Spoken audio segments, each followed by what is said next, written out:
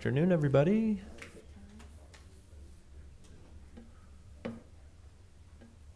Welcome, visitors. It is 3:01, so I think I'll get the ball rolling. Has anyone heard from Jeff? Is he just running a little tardy, do we think? Okay. All right. Great. Well, Mr. Van Beek, would you roll call us and then we'll get rolling? I'd be happy to, but I probably should put my glasses on. I know y'all. So I'll just go left to right. Feltman. Present. Thompson. Here. Hemingway. Here. Williams. Here. Ahrenstorst. Here. Christians. Corbin. Yeah, I saw you take that down. I was going to. And Peugeot. I can't see over it. Okay. You have a quorum, Mr. Chair. Thank you, Keith. Hi, everybody. Good to see everyone. We need a motion to approve the meeting minutes from last time. So move. Any support? Support. Thank you, Tim and Travis. Any discussion or comments or reflections on the meeting minutes from last time? No, I'm used to spelling bearing the lead L-E-D-E, but this is perfectly correct, that's all. It's my shtick, you know. Is that like British or something? What do we got here? No, it's to distinguish it from saying lead.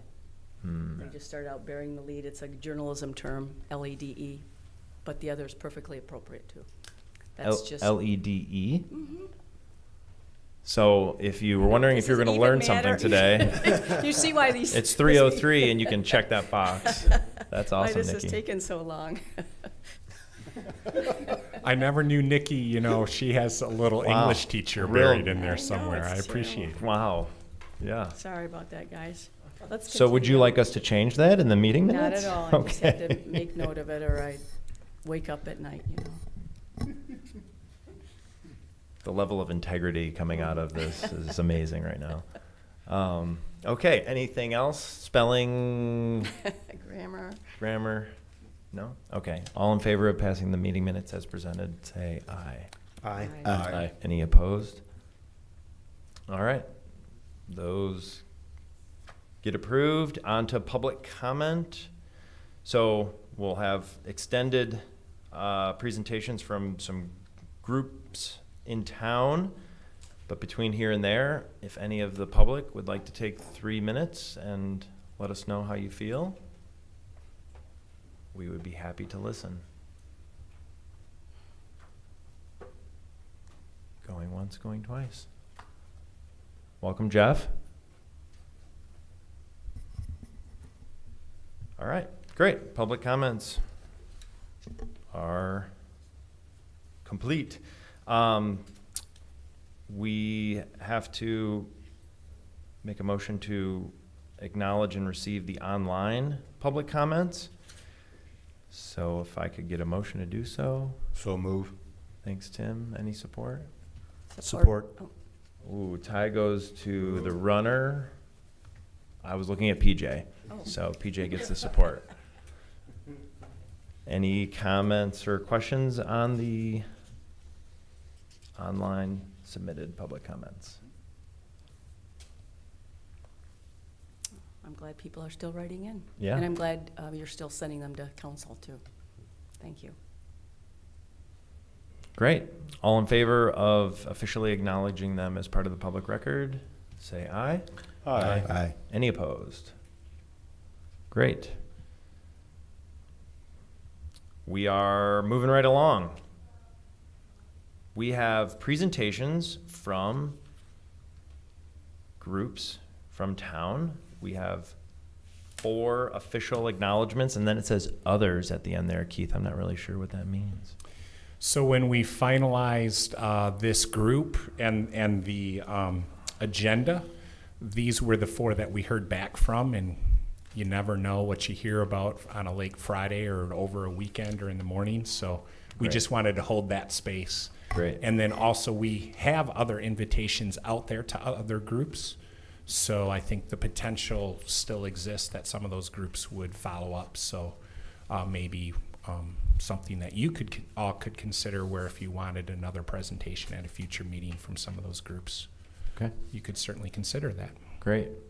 So I'll back up for a running start here. We've been working for 10 months on reviewing the community energy plan and coming up with, our goal is to come up with a report and recommendations to City Council for 3 to 5 year priorities and strategies to support those priorities. We have written a draft report. It was a rough draft, and then last time we met 2 weeks ago, all of this committee got a chance to initially comment and put feedback and update the draft report. And our hope in the process at this point is to be getting feedback from community groups, and we have a variety of surveys going out to different stakeholders in town, residents, businesses, and major industrials, for feedback off of the draft report that we have. Is intentionally, we want your feedback at this point in the process because we wanted time to take in that feedback such that it could inform the final revision and version of our report that will end up on City Council's desk in the next number of months. And I think that high level sort of articulates where we are in the process. Hopefully the folks that are going to be presenting to us today have had a chance to watch all of our public meetings in great detail. There will be a test at the end of the 10 minutes that you have to ensure the authenticity of your feedback. But we do hope you've been paying attention a little bit and are super excited to hear back from you on what we've gotten to so far. So I'm just going to go in the order that's in the agenda, unless there's a good reason not to. You have approximately 10 minutes. I don't think that we'll be super hard-lined on that, but if it's, squeezing into the 12, 13 range, I'll be waving you down. And then we may or may not have questions for you based on what you have to say. We've left it open for that to be something that we can react to live. So if we don't have questions, or we do, we'll find out when we get there. And with that, I would love to invite the folks from the McIntyre Area Coordinating Council. Or are we just looking at that attachment? Is there someone here? Yes, I did not assume, and I did see that no one is here in person.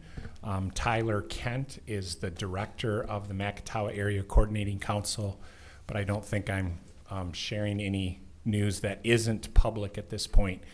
Tyler actually has taken a new job and is going to be moving on. But what Tyler did want to make sure that he made available to all of you that we're aware of, and the attachment is there, about some federal funding that MAC, on behalf of the region, has been pursuing and has a grant in. And that's something also that, by extension, the city and the BPW and the DDA and a lot of other entities are watching very closely as we take a look at providing more charging and fast charging stations in the region. So definitely that was a handout that MAC declined to be able to come and speak to you, but wanted to make sure that this was made available to you all.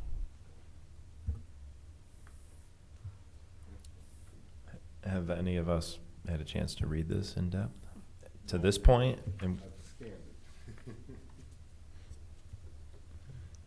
It's okay. You wouldn't be the only Oh, one. the fast one, that's from there. Okay, so do we have any questions for the document that's been presented to us? That's interesting. I mean, it's what is coming in the future, those kinds of regional transportation work and whatnot. I don't know, it's nice to have the information, but I don't know that we can do anything concrete with it now. Okay, great. That was faster than 10 minutes. All right. Next up on our list is the Holland Climate Collaborative. I see some folks here from there. Who will be our speaker? Donald. I tried tried to get out of it, I but unsuccessfully. drew the short straw. Drew the short straw. Start my own timer, not that I don't trust you all, but, you know. All right. Just a quick comment, now I'm on the max time yet, you know, the way to summarize that report in my mind is to observe that there are fast charging stations available to the public in Grand Rapids, Walker, Hudsonville, and Saugatuck. What's missing? Holland. Hudsonville? Yep. No. All right, so now I'm Zealand? Allegan. Holland. Speaking for the collaborative, just a comment about who the collaborative is. As the name collaborative suggests, we just recognize that there are lots of people and organizations in town who are interested in this issue. Oop, never mind. We speak with all of them, we don't speak for any of them, just to be clear, right? The League of Women Voters, the Rotary, the school systems, Hope College, Bread for the World, on and on is the list of people whose names are on our distribution list, who come to our meetings, who talk with us, we talk with them. They generate emails to you all and to the city council along the way. So just a clarification. We sent you our comments. Did you receive them? Yes.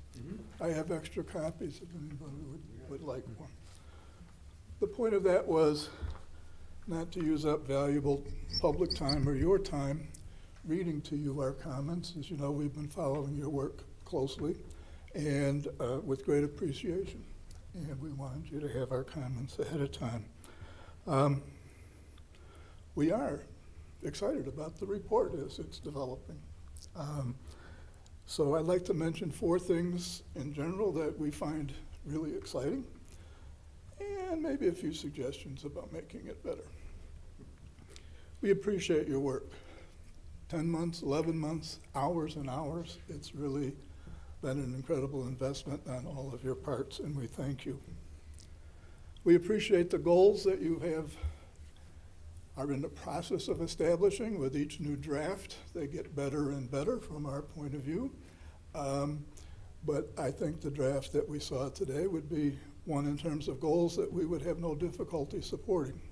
We might ooch you a little bit, but what's there is, I think, a tremendous improvement and something to rally the city around.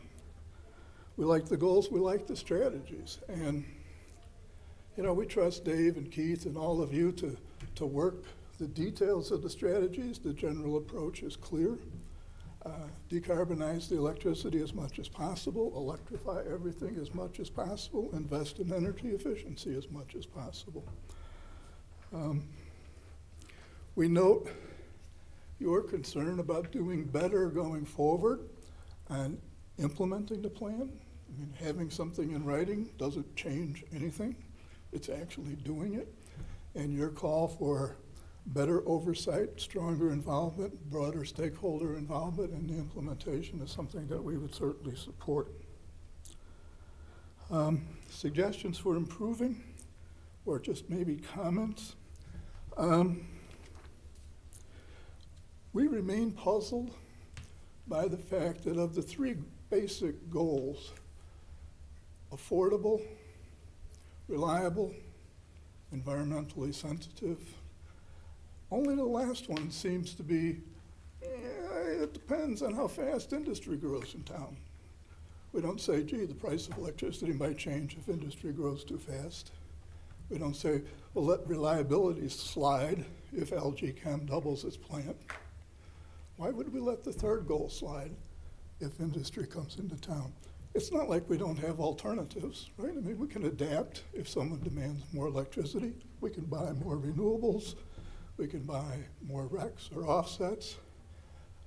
That goal needs to be, we would urge, as firm and real as the other 2. Our comments talk to the city leading by example And that's really building on what we already see. The city is buying RECs for its electricity use. It has a vehicle policy that encourages the purchase of electric vehicles. You've all talked about carbon offsets. Seems to us a pretty straightforward and affordable deal to say all electricity the city uses can be covered by RECs. All natural gas and gasoline the city uses can be covered by carbon offsets. And we can have an all-electric car and light-duty truck fleet by 2030. I'd say the city itself is leading by example. You expect people to follow, you've got to lead by example. In that same vein, and reflecting on your concerns about accountability, if we're going from 19 to 10 or thereabouts, that's down 1 every year, right? 19, 18, 17, et cetera. Why not guarantee that we hit that target? Well, what if something happens and we're off a little bit? Go to the market and buy RECs, carbon offsets. 1 metric ton per person purchased on the open market is maybe $50,000, right? Boy, you went out and bought it on your own, right? I mean, why not make that commitment? What would that be? A $50,000 or $100,000 line item in the budget that never has to be used unless we miss? Why not? And our third and last comment is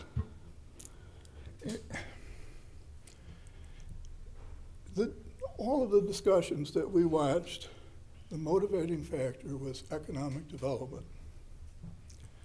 Goodness knows that's important. We all want economic development, right? Who's against that? But if you're trying to inspire your audience, the people of the Holland community, you need to dig deeper than that. We're motivated by science.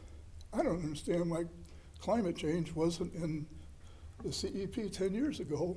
I certainly can't understand why it's not in your document now.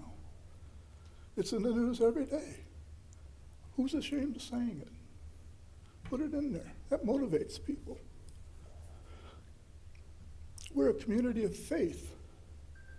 And the faith groups in this town have strong motivation to be responsive to climate science. Draw on that. My churches, your churches, youth groups, motivate people. Recognize that. Compassion. Good grief. 1,000 people died from heat in the Pacific Northwest in the last week. Don't we care? Of course we do. Why are we not saying so? Right? Our relatives in the Netherlands were flooded out this week. Don't we care? Of course we do.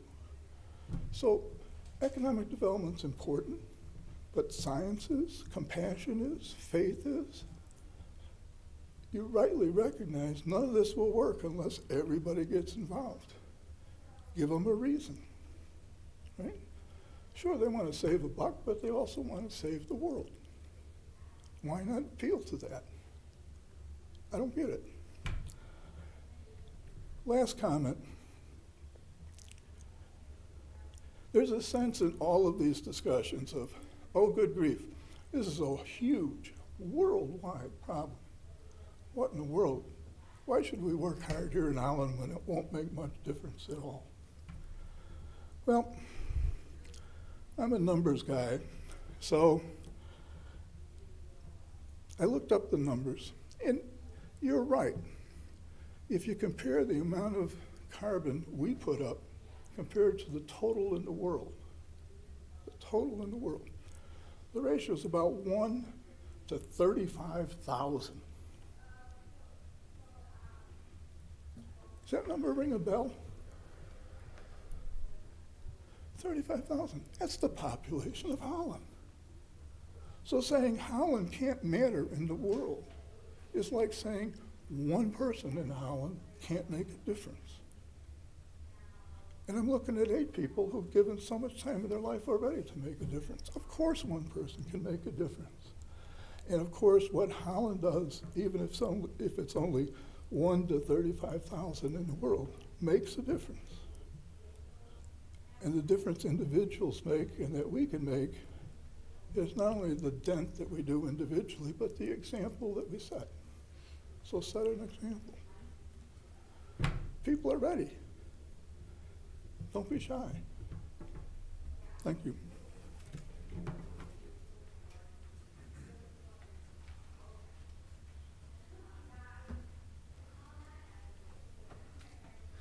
Don, with the goals outlined in the report that we've got so far suffice? You just said at the end there, don't be shy. Yep. Or do you think that that's being shy, what we have in the report? You know, we've been up front for 18 months that the number 10 sounds good to us. If you come down on 11 and a half, we'll march right behind you. I mean, who cares, right? I mean, that's the order of magnitude change we'd like to see. And none of us can predict 10 years from now whether with that goal we'll wind up at 12 or 8. So we're happy with that. The goals for the various strategies, 10% here, 20%, you know, if Dave and his spreadsheet are happy with that, then we are, right? I mean, that's going to change day to day, moment to moment as life goes on. I think it's probably just an oversight to say it would be good to make clear in your report that changes goals farther out too. You know, I know you're planning for 10 years from now, right?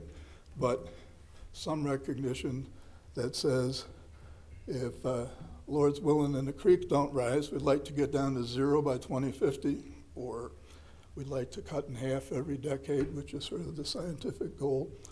It would be kind of silly to announce a goal of 10 by 2030 and keep a goal of 10 by 2050. So that's just kind of an editorial comment. But yeah, I think we're close enough to marching arm in arm on goals. I think I tried to highlight our suggestions for broadening your appeal to people, because goals won't matter unless people buy in. You know, we noticed the joy of Boyd discovering, hey, my peach shop is carbon-free. Right? I mean, we need that joy repeated 10,000 times throughout Holland. So finding ways to reach out to people. Not everybody says, oh, goody, economic development. There are other motivations that move people. And we think it's really important for the city to set its own example, not even so much of reaching goals, but as of accountability. You know, we're going to do this, it's measurable. Where our best efforts don't work, we have plan B, but we're not letting the goals drift away. So I think the city becoming carbon neutral in 10 years is not, Keith can speak to that. I don't think that's a great strain on the city's budget, and I think it sets a great example. And I think backing up each year's commitments over the next 10 years implies that somebody's being accountable. We were shooting for 17 this year. We came in at, 17.5. I guess we'll have to spend 30,000 on offsets or RECs. It's just a way of, it's not the money, it's a way of being upfront about accountability. Question, Scott? Yeah, so I appreciate the comment about maybe we could become carbon neutral as a city.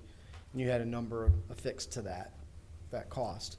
So I would just redirect my question maybe back to our city manager, or is there anyone that can answer what that might be, what that cost? I mean, as what he's suggesting, is that what we would be looking at as an overall cost to set aside for the budget to become completely carbon neutral? Well, So here. I want to be cautious on a Here. couple things, but I will answer that question. But Okay, Brian, I was going you to can- say, you want me to try one time and then you can do your thing? No, I'm happy to. No, My- go ahead, Brian. I Well, never my- overtalk the chair of the committee. Yeah, you're over there. Yeah, exactly. My interpretation, you tell me if I'm getting this wrong, Don. So I'm hearing like, hey, we're like approximately 9 metric tons away from 10, and we're 9 years away from 2030. So every year we run the calculations, and if we haven't, if we, we're at 19, we went to 18 next year, we're on pace, we're good. The following year we went to 17.5 instead of all the way to 17. We'd go out on the open market at that time and see how much carbon offsets cost and purchase those at because the carbon market moves, and depending on the quality and the proximity of the RECs and what you're buying, that price, if we go way back in the Wayback Machine, the carbon offset market can be $2 a metric ton up to $100 a metric ton. And so there's a big variance. I don't think Keith could honestly give you a number based on what would go into the carbon credit. Like, you're gonna buy a solar panel in India, or you're gonna like plant a tree in Holland. Those are two totally different cost structures. So, but I think what you were saying is if you're short, you'd price it and buy it every single year all the way there. Right, and I'm not even the perfectionist you are. You know, the liberal firing squad, circular firing squad gets in the way. I just note that 1 on the scale of 19 down to 10, 1 metric ton per person with 35,000 people is 35,000 metric tons. And the REC and carbon offset guy you had from Blue Source months and months ago says he can buy RECs for between $1 and $3, right? Now, some people would say, oh, RECs aren't as good as carbon offsets. I'm not even getting into that argument. I'm saying if you can buy a REC for between $1 and $3, and you're off by a half a metric ton per person, you do the arithmetic. It's not So, very I mean, much. I get the 1 metric ton per capita, you know, per person. I get that, but does that also include the auxiliary things that benefit us, like, you know, snow plowing and police services and fire services and all the other things that are attributes that we would have to come up with to offset those costs? I mean, we do have a bigger footprint on behalf of the community we serve. So I'm trying to get wrap my hands around isn't actually as reachable or attainable with the kind of funding you're talking about set The aside. metric for us. tons per person incorporate not just the city's snowplows, Does it? but everything in the entire Yeah, city. so- Every Okay, I just wanted to factory, make sure every I home, clarified every that. semi. I think the confusion is we're talking about 2 different goals, right? So the community, like 1 metric ton per person, say $100,000. The cities, if the city were to be carbon neutral, that's a different price, not $100,000. It's some other price that maybe Keith or Dave can speak to. Yeah, go ahead, Keith. Sorry to interrupt you. So a couple things, because there's a lot of moving parts here. So one, I'll just say I think the city and the BPW has been a leader, and I think we're interested in continuing to be a leader. 2, when you're talking about what the city means, you guys have had a lot of really good conversations on what exactly that means.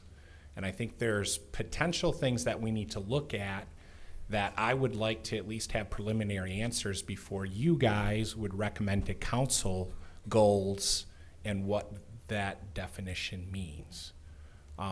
What do I mean by that? I'm just going to zero in on 2 things. If you're talking about establishing something for city operations, and when I say city operations, I mean city and BPW operations, like they're things that we do as a city and a BPW. We purchase RECs already, and we do know that there are organizations that calculate then their carbon footprint beyond that, and then maybe beyond RECs would purchase carbon offsets. You guys are all having a conversation right now of setting strategy, which isn't tactic and implementation and deliverable. So I think one of the things that we'd look into is, can the city purchase with public money, taxpayer money, offsets for city operations? I'm not comfortable saying 100% certainty what the answer to that is, but I'll tell you one thing for sure. I'm more comfortable that the answer is closer to yes on that versus the question, a community carbon goal that you're also talking about, and can the city use public tax dollars to purchase offsets for community? I am way less certain about the legal answer to that question, and I think that's probably something that we'd have to take a look at. I'd say not only before you guys would potentially make a recommendation to council, but certainly, again, understanding the difference between strategic development team, council, and implementation steering committee. So I wouldn't be doing my job unless that's one thing that immediately comes to mind. And I don't know if that answers maybe your question, Scott. And just to clarify, and maybe I was getting the two mixed up because of the way you're presenting your points of view on this, is like, you know, we should go out and purchase more electric vehicles. There's to help reduce our carbon offset, or purchase RECs. And then you had mentioned, you know, Right. per capita. So I was trying to clarify where you were coming from, because we certainly need to know what those price tags are, right? Right. On an annual basis. We just can't assume it's $150,000 Right. and in a $18 million budget. That's, you know, that's not very much. But at the same time, it depends on what it is, truly is, that calculation comes up Right. to. And I don't want the public, you know, listening to this meeting, Right. the perception is that, you know, that's an easy task that we Right. should consider. It may not be an easy task. So I just want to clarify that before we move ahead. Thanks. Yeah, you know, that's important. There are two different suggestions in the document, one in terms of city operations, one in terms of meeting the CEP goal. Deepest respect for people like Keith and others who have to really, you know, work this through. I'm not trying to pretend that I'm Keith, right? I'm a theoretical physicist. I do ballpark numbers in my head, right? The city is purchasing RECs for its electric use. Last time I saw the budget, it was about $30,000 a year. So I know they're buying them from BPW. That's about $10 each, so that's about 3,000 megawatt hours. Instead of buying them for $10 each, go into the market and buy them for $2 each. Use the money you save to invest in carbon offsets to cover the boiler downstairs. And you already have a vehicle policy, continue to implement it. You know, that's just my ballpark thinking. You would never hire me to run the city. I'm just putting out the idea. Is this an interview, Don? Nope. Okay. Just wondering if we should be asking other questions. No, that's good. That makes sense. I think that's good clarification, and this is just good feedback. And I asked you, what did you mean by don't be shy? And what I think I heard was the recommendations we made. What I heard was, hey, we like a lot of this. We're in support. And the next little bit that we'd encourage you to do, don't be shy around and take our things and consider those as well. And that's what you're talking about around don't be shy. You know, basically the goals are good. We notice your concern about whether good goals can actually be implemented, and we suggest broadening your motivation from economic development to other things. Yep. And create some visible accountability here in City Hall at city council meetings for city goals annually and community energy plans annually, and back them up with bucks. It's not that expensive, hopefully, and it makes it real. Yeah. Thanks for listening. Yep.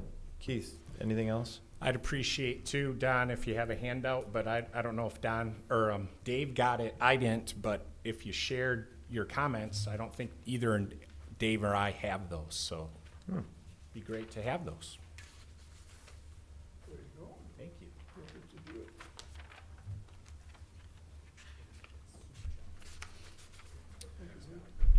Great. Well, is there any other questions for Don and the Climate Collaborative at this time? Are we good? Great. Thank you. All right.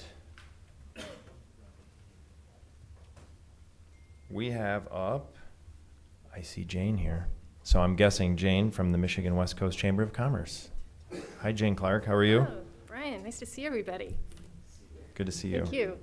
So Jane Clark here. I'm president of the Michigan West Coast Chamber of Commerce. A little bit about who we are. We were formed 9 years ago when we merged then the Holland Chamber and the Zeeland Chamber. So we represent about 1,200 businesses in the area. And I want to say thank you to all of you for the time you're spending on this. And this committee is just an incredible representation of our membership as a whole. I look at Boyd, he's a small business owner on our main street. He's going to be one of our directors. He's joining our chamber board, so it's great to have that voice at this table. PJ is one of our premier sponsors and a large manufacturer in the area and just brings a great perspective to the work you're doing. Travis is one of our strongest partners. We work very closely with all of our nonprofits and especially the ODC network. And then Brian is a middle-sized small business owner here in the community. You're a great voice, and so thank you for your leadership on that. So I feel really confident that the group that has dug into the details represents our organization well. So I'm just going to give you a very brief, high-level perspective that we have. And I'll also add that Dave has been great at keeping us in the loop. He's spoken to our Public Policy Committee. We know right now our members are balancing a lot of issues. And we don't think that economic progress and caring about environmental progress are mutually exclusive. Our members got a lot of priorities right now, though. We're coming out of a pandemic. I'm sure everybody up here is hearing about our talent concerns. You're worrying about supply chain solutions. So there's just a lot on our business members' minds. So as you do your work, we're very supportive of your primary goals. Ensuring economic competitiveness, certainly reliable and affordable energy, highest priority, and to protect the environment. And I know that the devil's in the details. And so those of you that are in this, you're diving in, you know what's reasonable and what's too much of a stretch for our community. So I'm going to ask you just to keep focusing on what we know works, which gains in efficiency, new technologies, we're known for that in this community, and supporting the increased use of natural gas and renewable fuels. As you come up with solutions that are going to impact the business community, be mindful. We're asking to avoid, we're hesitant about burdensome mandates, right? Incentives and education is very important, but we can't shift this burden entirely to the business community.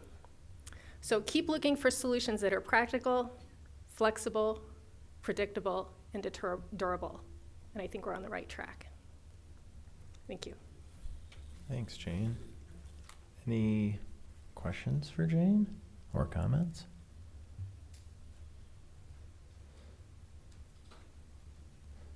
Alrighty. Next up, we have Jennifer from Lakeshore Advantage. Hi, Jennifer Owens. So Jennifer Owens, Lakeshore Advantage. Our organization's goal is economic development. So I love all the talk and the discussion about economic development. So I just want to give you a little bit of our perspective, how reliable and affordable power relates to our community's ability to compete. Lakeshore Advantage really narrowly focuses on companies that export goods and services out of the region. These are considered base or primary employers. These are companies that choose to be in this region and really could locate anywhere throughout the world and throughout the country. So they're making a choice to be here locally. Many of our largest employers, Gentex, Hayworth, Herman Miller, most of their customers are not in the region, or most of their employers are globally. So they are making a choice. And one of the many reasons why those employers make that choice is really the reliability and the affordability of our power. It is, in fact, a value proposition. It is our unique value proposition. And as we compete for jobs and investment, let me tell you, we compete on a daily basis. It is one of the many things that I can say, hands down, our community really makes a difference. And I think it was a real aha for me this year when we looked at Texas and the challenges Texas had with their grid and the reliability and the millions, if not billions of dollars that cost the manufacturers in Texas as they had weeks of power outages. And it's somewhat shocking to me how one blip in energy, 1 minute of power can cost a manufacturing millions of dollars. When you manufacture a product, let's take, for instance, Mead Johnson in Zealand. They're manufacturing infant formula. If there is an outage of that formula at less than 1 second, they have to discard all of the product and start over from scratch. And for them, it is millions of dollars for one outage. And I can tell you, as a proud BPW customer, I've never once heard of a manufacturer in this region having to do that because of the reliability of the grid. The affordability is also very important. And let me tell you that the majority of our companies are looking at sustainability, reducing their carbon footprint. You heard Boyd even pushing towards it because it's the right thing to do, but it is also a value proposition to attract talent. So more and more of our companies are looking for ways to be sustainable, reduce their power cost, and reduce their overall carbon footprint. So I see that continuing to grow over time as well. But they also are looking, as they reduce, looking to make sure that energy is there. And when we look at renewable powers like solar, wind, in some way you'll see it's not a consistency of power overall. And the one thing that we compete with regularly is the southern states who are able to provide hydropower, which is a consistent long-term source of power. And in those southern states, it is actually more affordable as well. So renewables are an important part of the value proposition overall, but they can't be all of it to continue to maintain our energy grid. And just remember that each job we create for those primary employers like Transmatic are jobs that they choose to put here. And in a lot of cases, they have many options.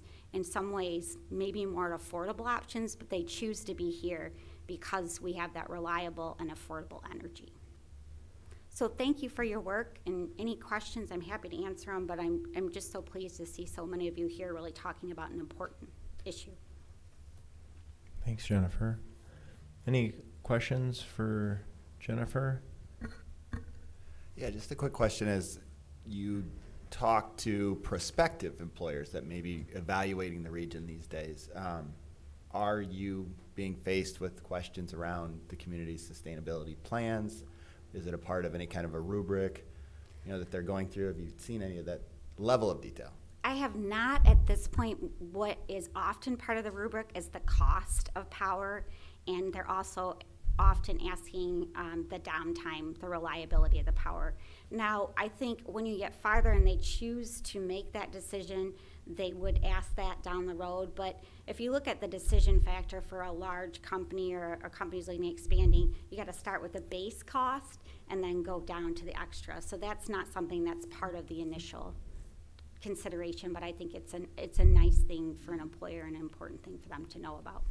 And were you suggesting that the current pricing is a competitive advantage right now relative to places in the South with hydropower and whatnot? No, I would say the southern states actually outperform us in terms of the overall cost of a power. Where I think it is actually a competitive advantage is in other parts of the Midwest that can't provide hydro.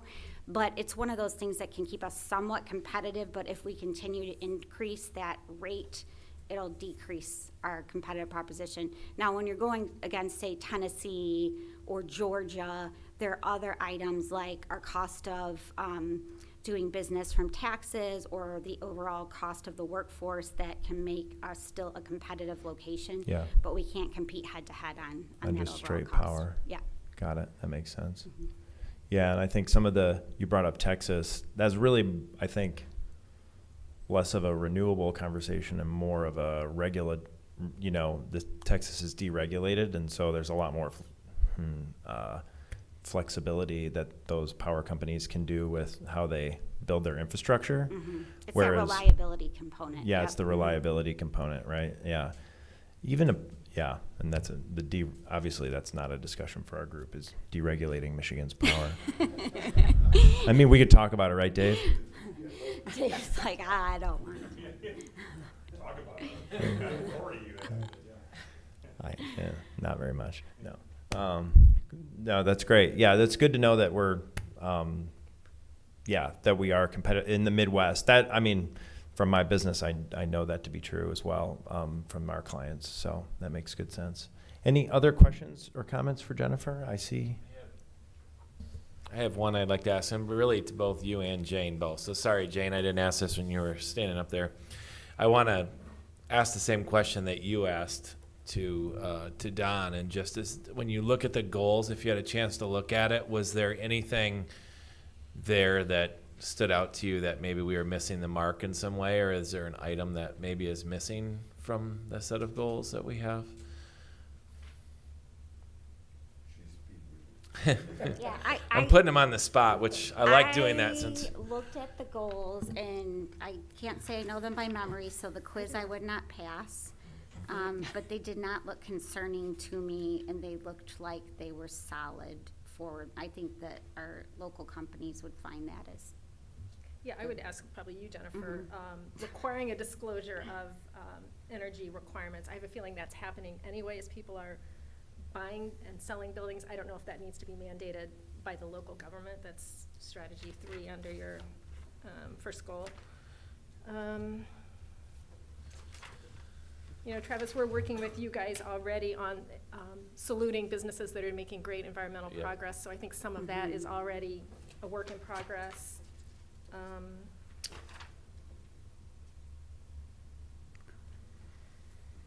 yeah, and I don't know if it's here, I didn't see it.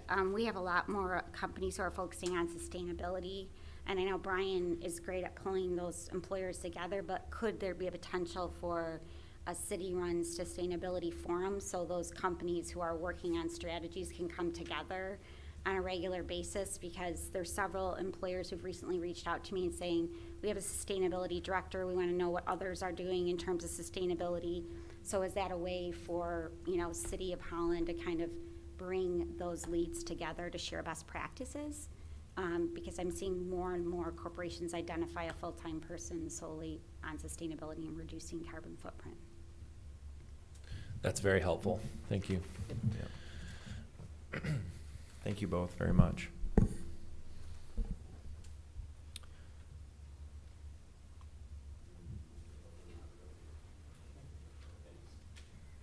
Yeah. Does the ODC have anything to say right now, Travis? No. No. Okay, so are there other groups that were invited that snuck in that are, I don't think so. So does that represent? Yeah, This and just, portion of the did we, meeting? I don't know if we communicated. Dave, help me, the other organizations that we additionally thought of inviting, that invitations went out to include Max, and just one of the reasons I mentioned them in particular, because a lot of people think, oh, well, public transportation, that's within the city structure, and it's not. So that's our local public transportation organization. I haven't heard back from them yet, but I did get some out-of-office replies. We do the Lakeshore nonprofits. Lakeshore Nonprofit Alliance I sent a note to Patrick Sisler to see if they had anything, didn't know what to expect. I think there were another 2 or 3 maybe that we had talked about, and between too many things juggling on my computer, and I can look back at some emails here in a minute, just make sure that I yeah. got But if that you have any canvas. other recommendations from membership, we talked about this as a meeting, kind of made a short list, so. Yeah, I think we were copied on, well, I was copied on a lot of the invites, so, well, I guess if we get a belated, like someone like Sisler coming up, next week and saying, hey, did I miss this? I'd love to say something. We can, it's not a huge them in lift. We can later. fit them in at a later date. I think that's fine. Great. Speaking of feedback, maybe a minute before we jump back into the report and check in on that. Any updates on the surveys that we're doing with Frost? Is there anything noteworthy, or any other industrial customers we got a chance to meet with one-on-one in the last couple of weeks? We are still trying to work on additional customer appointments. It's been challenging, I would say, to try to align. We have one meeting that's pushed out into September because of availability of staff. We've had others that have been appreciative of the outreach, but just do not have the time to commit to sit down with us at this point. But we have a couple of items scheduled, one with the airport, one with Holland Hospital coming up. So I'll be reaching out to the SDT members again here to see if there's something available in one of your schedules to participate in those. And I believe one's yet this week, one's next week. So I'll be getting something out today on that at the end of the day. And so, but we continue to try to work down the list. Our instruction to our key accounts person is that if somebody's not available, let's just keep going down. Try to get at least 10 so that we can pull some collective feedback together and see if there's any themes to that. And we're working on trying to get those summaries of those meetings back in the hands of the SDT members that were involved too, before we work on creating some synergy between or collective synthesizing of that information to make sure that it accurately represents what you heard for those of you that were in those meetings. So that's kind of where we are. As far as the surveys are concerned, I think we're, to a certain extent, trying to get a green light coming out of this meeting here today to say that the goals are getting to a point where they could be used as the foundation for some exploration around those surveys, as opposed to being too early in that process. Okay. But I think my guess is, my hope, I think we'll probably be pretty close to that, so that we can reconnect with Julie Orney from the Frost Institute and see if we can get that structure put together and get that out. Great. And then the last thing I know is kind of on your agenda already, and that has to do with the community open house, but that's at the end of the agenda. Yeah. Yep. Great. Well, then let's jump back into the report, everybody. And just real quick, I do have all of Keith's invitations here, and so Holland Charter Township was actually invited. And I think, other than the ones that we'd mentioned already, that was the only other one that I think I'm finding on this list anyway. That was, Yeah, we talked about potentially Michigan Public Power Agency, but I haven't made a contact over there yet. So, they'd be the entity that kind of is looking at municipal supply on a regional basis. Mm-hmm. And if you're interested in hearing from them, I'm sure we could find somebody to come in and address this group as well, especially if you had questions, about what some of the other municipalities are doing. Would that more be like their perspective on a forward look as it relates to how municipal electric providers in the state are thinking about working together on doing contracts with energy projects? I mean, they have some specificity around that, but I think generally they'd be able to probably comment on the goals that are being suggested here in general, knowing that it's a little bit beyond, again, the purview of just an electric. I mean, there's other things going on here. Sure. But they help with the energy waste reduction coordination among other municipalities as well, so they handle some of the demand side reduction in addition to just power supply for member communities as well. So there's, they would have an ability to give you some feedback if you're interested in it. But again, that would be if this group is interested in hearing from them. I guess any feedback is good feedback one way or the other. I don't know what Sure. Where these people are, where they live, and what kind of a lift we'd be asking for them to. I mean, maybe we could virtual them in if they don't want to drive across the state or something like that for 10 minutes. I think we could make that request, and I don't think it's going to be a problem for them. Okay. One of the individuals does a lot of the community outreach within their membership, resides in Lowell, which isn't, it's not too far of a drive. Is it Donkersloot? Yeah. I can get a hold of Steve too if you All need right, me to. there you go. So, yeah. Okay. He's currently with MPPA now. Oh, I didn't know that. Yeah. I thought he was still with Lowell Power and Light. Cool. Yeah, why don't you do that? I think, what's the worst thing that happens? They validate or verify. That's good to hear. So I think, and if they want to just write something, if he doesn't want to drive out here or whatever, feedback is good. So, great. Thank you, Dave. So we recirculated the updated version of the report based on the conversation from 2 weeks ago. Assuming people had a chance to review, comments, questions, reflections, further edits, things we're totally missing.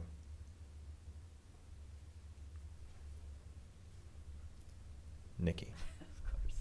Yes, I still think we need to set up something, the part at the end, and we haven't really come to this, the projected results and the governance recommendations and considerations, set up something for accountability as we go along.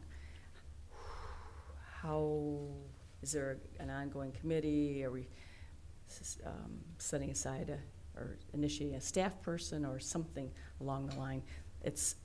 There's so much and it's so important, it's tough to kind of say, yeah, 8 months along, okay, let's do something here. You know, it's hard for a volunteer to keep at this kind of stuff. So I think there's some kind of accountability should be baked into this. I think that's our word. Yeah, Dave, unpack for me a little bit how the steering committee works. You and the Stelter guy. So the steering committee was named through the resolution that the council adopted back in 2012. And that steering committee is comprised of the city manager and myself, and then Keith. two other individuals from the BPW, two other individuals from staff. BPW has one, city has one. So kind of a idea that if one of us had to be gone or something like that, there's that continuity aspect to it. And then there's a community representative as well in that, and that's the role that Jim Stelter plays. And then Ann Salyers, who is our Community Energy Services manager, plays the role kind of as the chair, and that sort of evolved over time, where it used to be that everybody was sort of taking a turn at coming up with the agenda and make sure the packet was ready to go. And so we want to make sure that we had sort of a common place for that and an expectation that was consistent over time.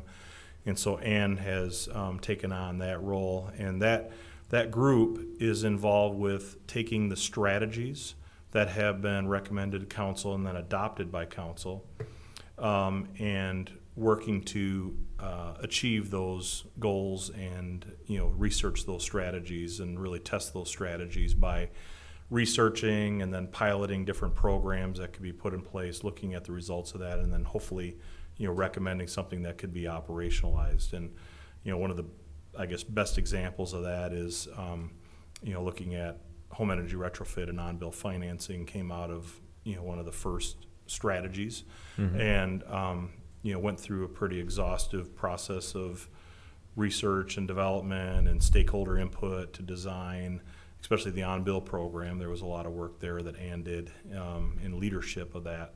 And then there was also a lot of work that had to be done legislatively in order to enable that. So that was a process that eventually became something that is an operationalized program now.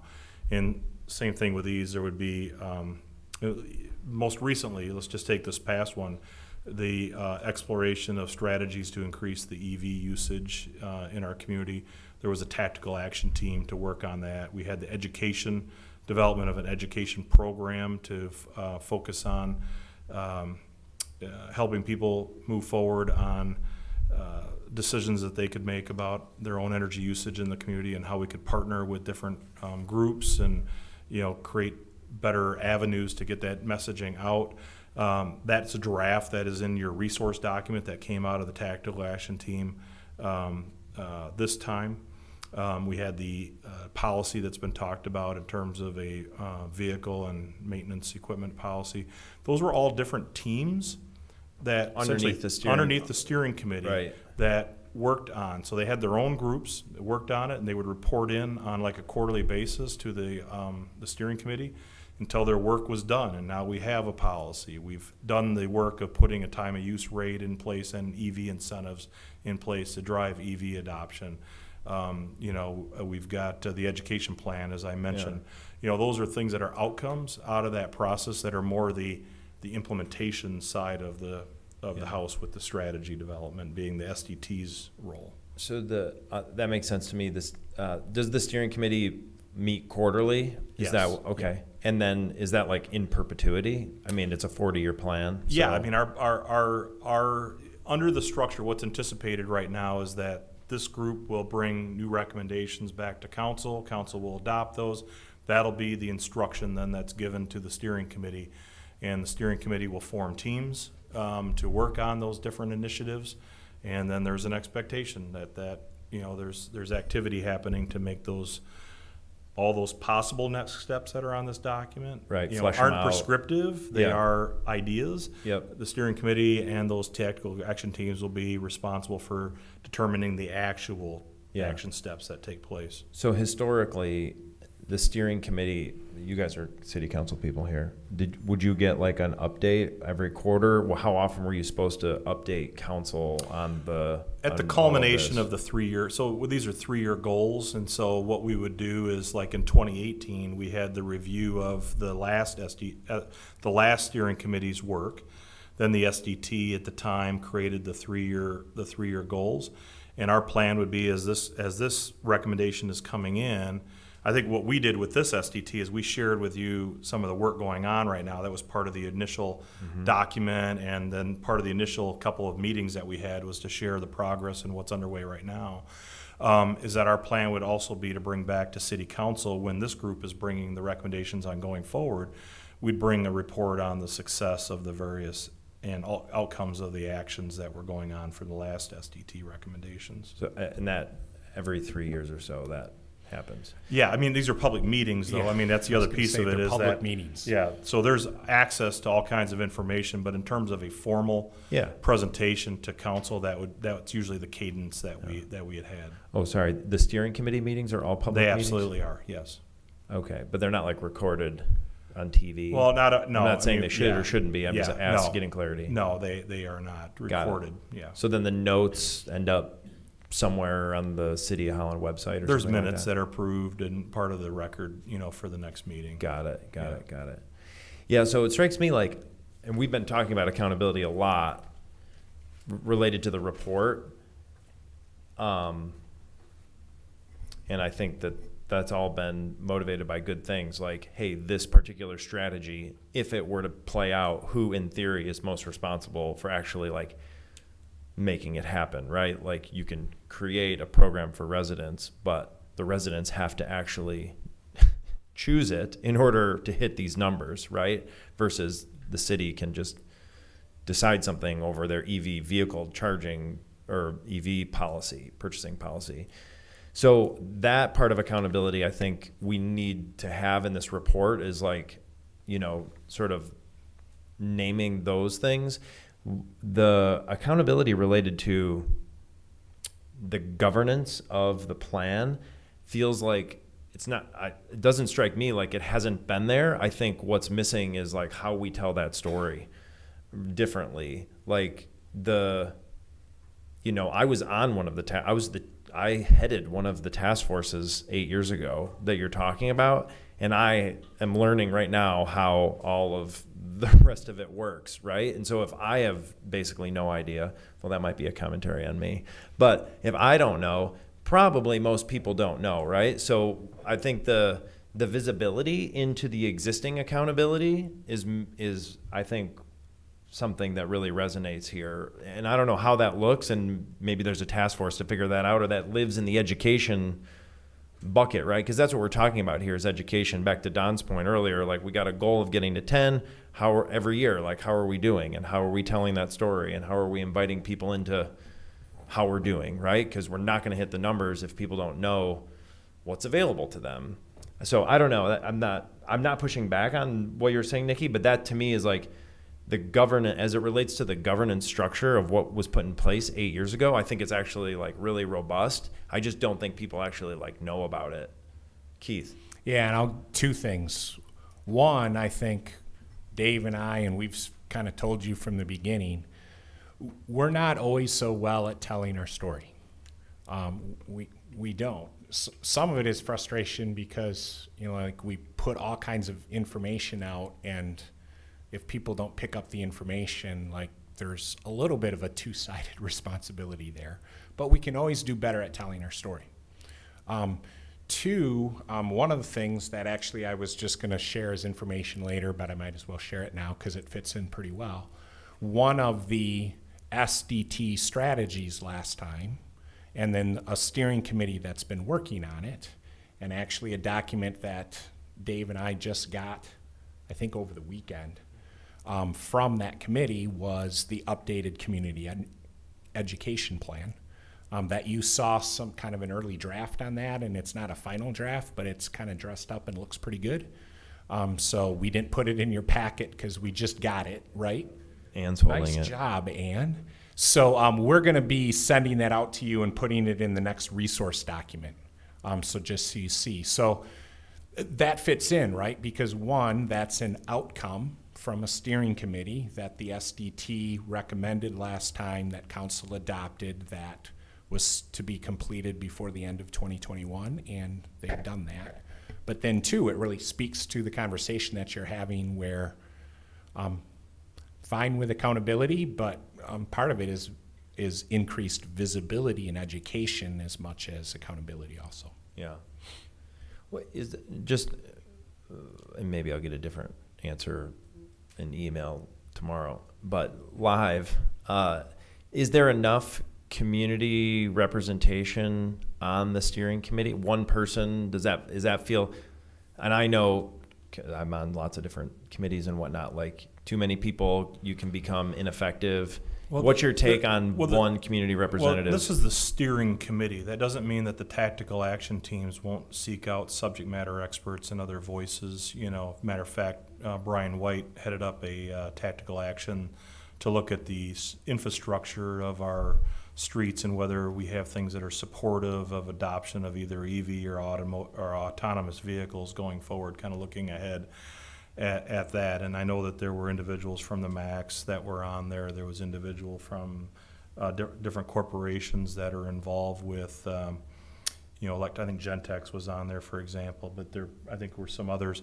And so there were people that were pulled in, from the public. Sorry about that. That rounded out that group. So it's not limited in terms of involvement at that point. The steering committee is really just a committee that these tactical action teams will bounce, not only report in where they are, that's where that accountability factor is brought in, but also then it gives us a chance to ask critical questions of them along the way. And so, that's where that is. And of course, there's always a public comment section in there. So am I thinking that the steering committee itself needs to be tremendously bigger? I don't believe so. But again, that is, if this group looks at that and has a recommendation to make about it, that's certainly within this group's purview to do that.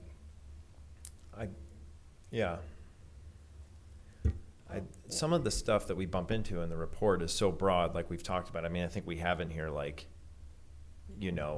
talking about like a sustainability committee, and that even got brought up. Jennifer even brought up something like that. I think some of the stuff that you guys end up you have oversight over it gets so beyond your,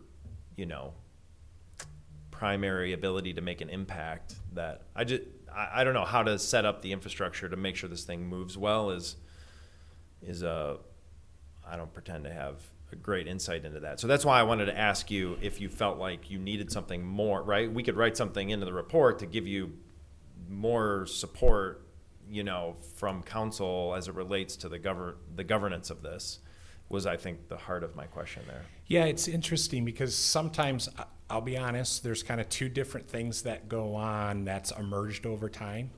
On one hand, as it relates to our operations, right? At one point when we started, we didn't necessarily have a lot of resources, or a term that we use a lot in the steering committee is that we move from a strategy directive, and then we study something, and then we pilot things, and then we operationalize the best things that we find from the pilots. And what we've learned is for our internal operations, I think we've operationalized a lot of those things, and we have people in our organization that we didn't have at the beginning of this journey that are now in charge of and responsible for and bring results in those areas. So to have a committee that meets every once in a while, and even if it's quarterly, to kind of oversee internal operational practices that we already communicate back and we're doing those things, is a little unusual. Not that we're against it, but it's like we're operating faster, right? We're making changes. And then, like you said, Brian, there's other arenas where in the steering committee where it might be outside of something that we necessarily have a lot of influence or a range of control over.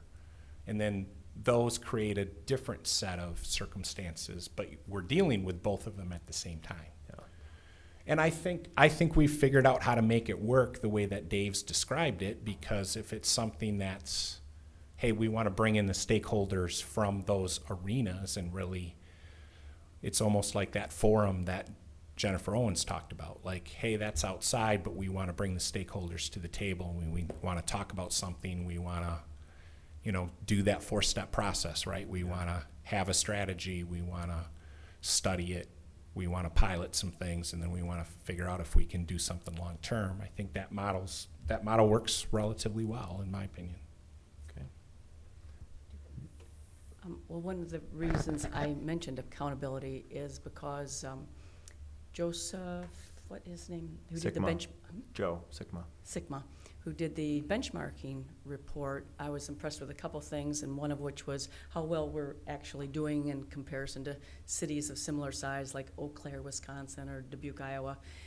And the other was that cities that were successful in getting these programs going or had someone dedicated or a team dedicated to this. And so if we've got that, then I would suggest that the report, maybe it is the information getting out to council and to the city. We're kind of in our own bubble. We know we're doing a great job, and we know all the information, and it's happening, but nobody else does. And I didn't know. Here you are learning also. So let's make that a point. I would suggest that at certain points, and maybe it's monthly, maybe it's every other month, but let's tell council, let's tell people. What I'm thinking is our colleagues on the council is going to ask about this more than every 3 years. I think they're going to be more interested in a handful of people. Yes, they'll be very interested in more than every. But if there's only a formal presentation every 3 years, is it something we can do more frequent, like annually? Well, you can give an update of where we are in the strategy exploration. I mean, that's certainly something we could do along the way. This 4-step process of researching, studying, piloting, and then actually operationalizing is probably going to take more than a year in some of these cases. I mean, Right.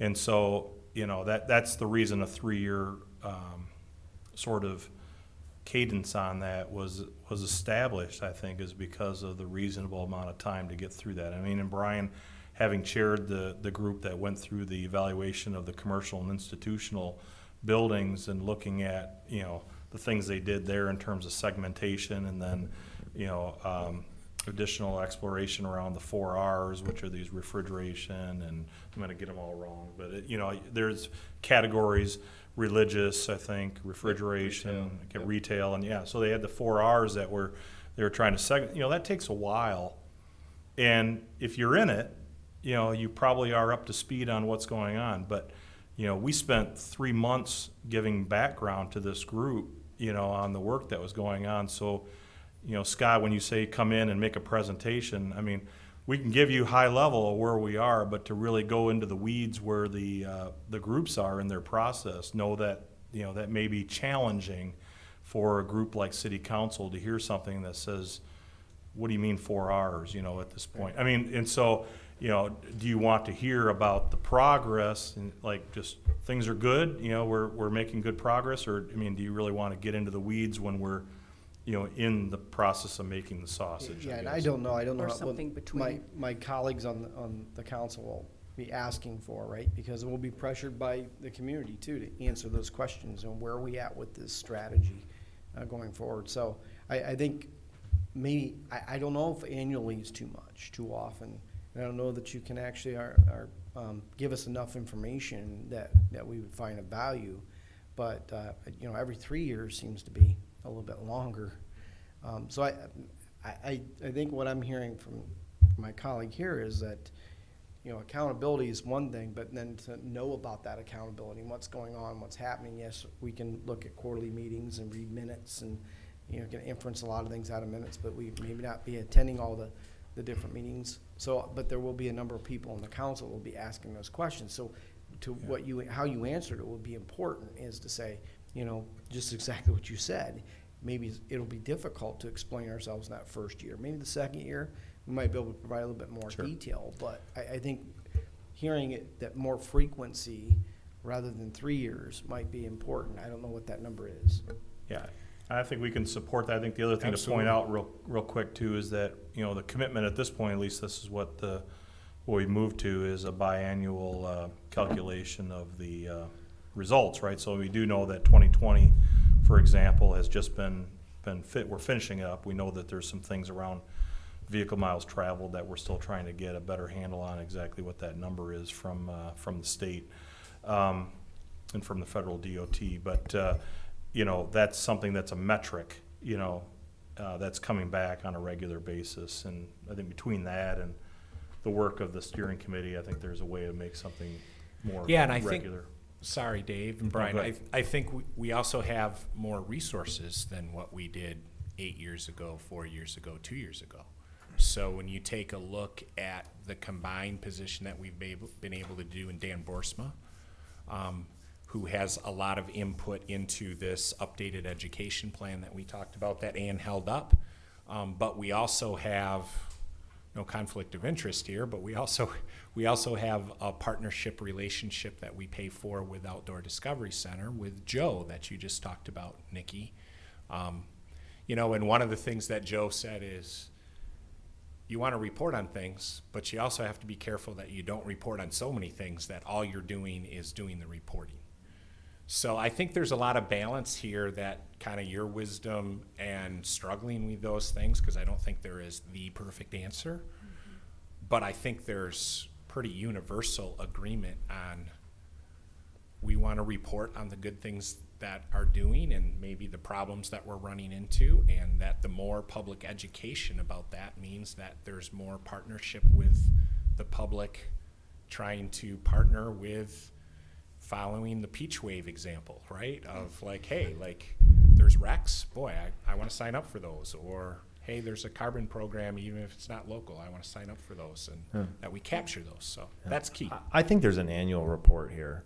It doesn't have to be so detailed on every tactical committee, but there's something good to say, and there are good things to invite people into every year going on here. And I don't know what the lift is to run the numbers, so I don't know if that's a huge ask or not, if to have the numbers run every year. But even if the numbers are run every other year now, and the off year, the report lifts up things that you can't quantify, but things that the community can get invited into, and updates on tactical efforts that are happening. There's good things to say here, and I don't know if this is what I'm sort of interested in, is this conversation baked into the education lever, or is it baked into, or is it not in the report here?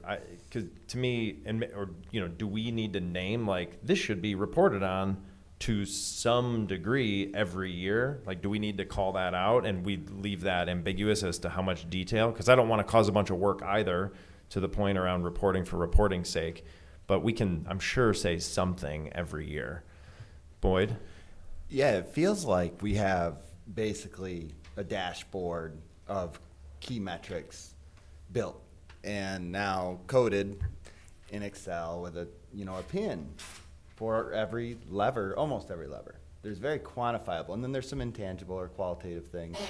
It feels like a key indicator dashboard, and a simple, transparent variance to what we assumed, plus minus. This is where it kind of nets out to be. A complicated report and write-up, maybe not so much, but it feels like we built a sustainability budget. And it feels like, a marching toward variance, to what we said, and then there'll be a revisiting of the budget coming up in another 3 years by another group. But along the way, there'll be tangible actions and progress that could be reported out on each of those levers. Yeah. In a way that wasn't in place before. I think you've really taken it to a new place with the spreadsheet and then with this report. Very easy to consume, it feels like. It's important, and I think if the community knows, you get momentum. We're all it's not all top down. It starts maybe that way, but just like with Peach Wave, people make it their own, and we share the love here because it's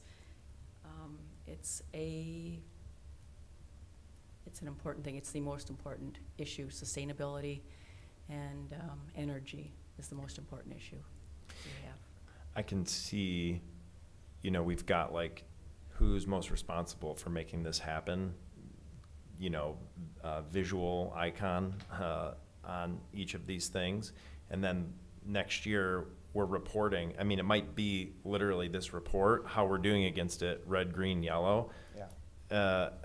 And then that is the invitation into like, hey, residents are 80% responsible for this metric actually coming through, and this metric is getting a red. So why aren't residents adopting this, right? I mean, that, I think to Boyd's point, I think it is actually all here, and you can, it is a matter of like displaying it in a digestible way that's meaningful.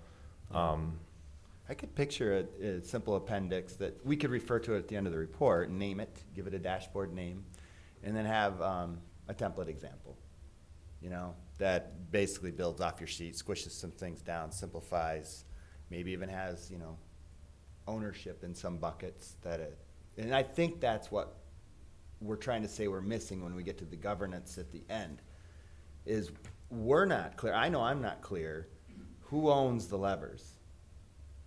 And not names of people, titles.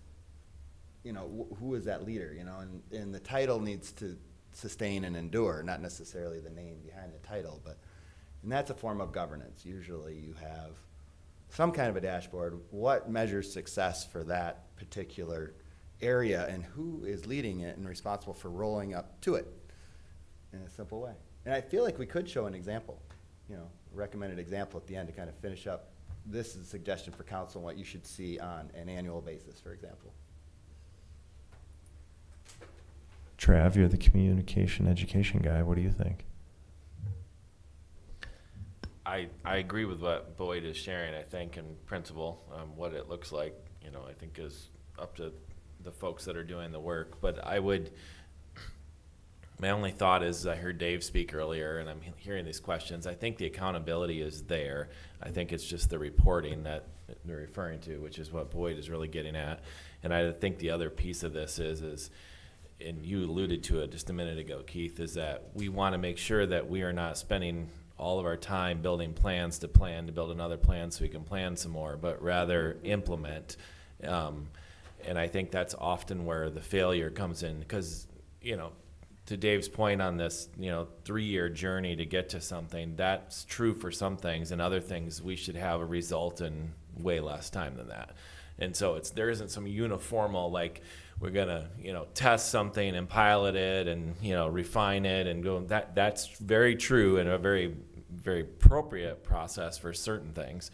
Like, I could see putting car chargers all through the community is not going to be done by June of 2022, but there are things that could be done by June of 2022 probably. So it just depends on what it is. It's not a one size fits all, and I think having some kind of a document that allows you to just track it, and some things are going to run off and not need any more attention, and some things are going to need 4 times the attention from Keith and Dave and others, and we want to be able to call those out and put attention to those things.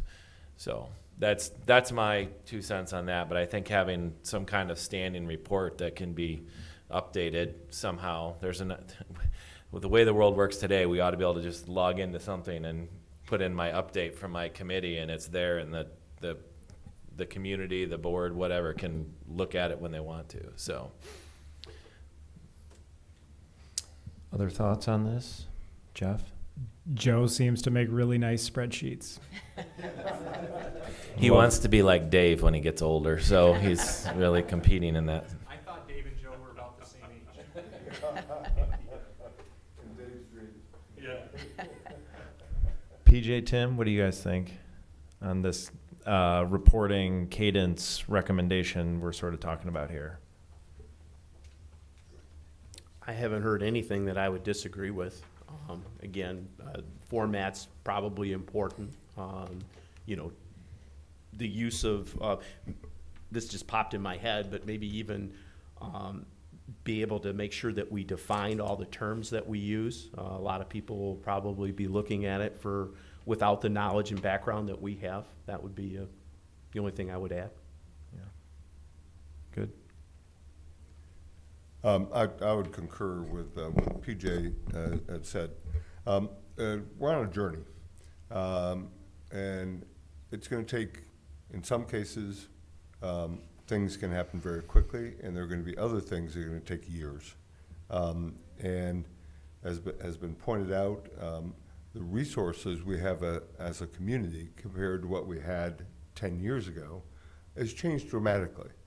And at the same time, the level of people understanding what's happening with our environment, what's happening in our own specific community, I think has improved. And I haven't read, obviously, the education part, but my expectation, or I should say our expectation, is that the level of education of our community should improve substantially.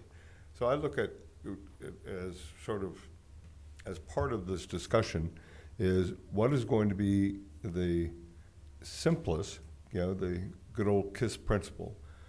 Keep it simple, but keep it consistent so that there can be ways in which the committees or the committees in reporting in, or the community can go, oh, yeah, I know I can go to this site and I can see what's the current status. In some cases, the status is going to be zero, because it's still in pilot, and maybe that's it, in pilot.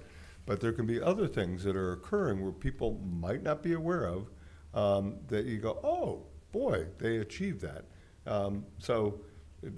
And there are no two exactly the same. They're all going to be different. They're all going to have a different cadence, a different level of research, and a different level of input on the part of the community. So I think every 3 years is too distant, but we don't want to make it we want to have a system in place that can automatically, oh yeah, I've got that step done, I'm reporting in, we're done, or at least at that stage.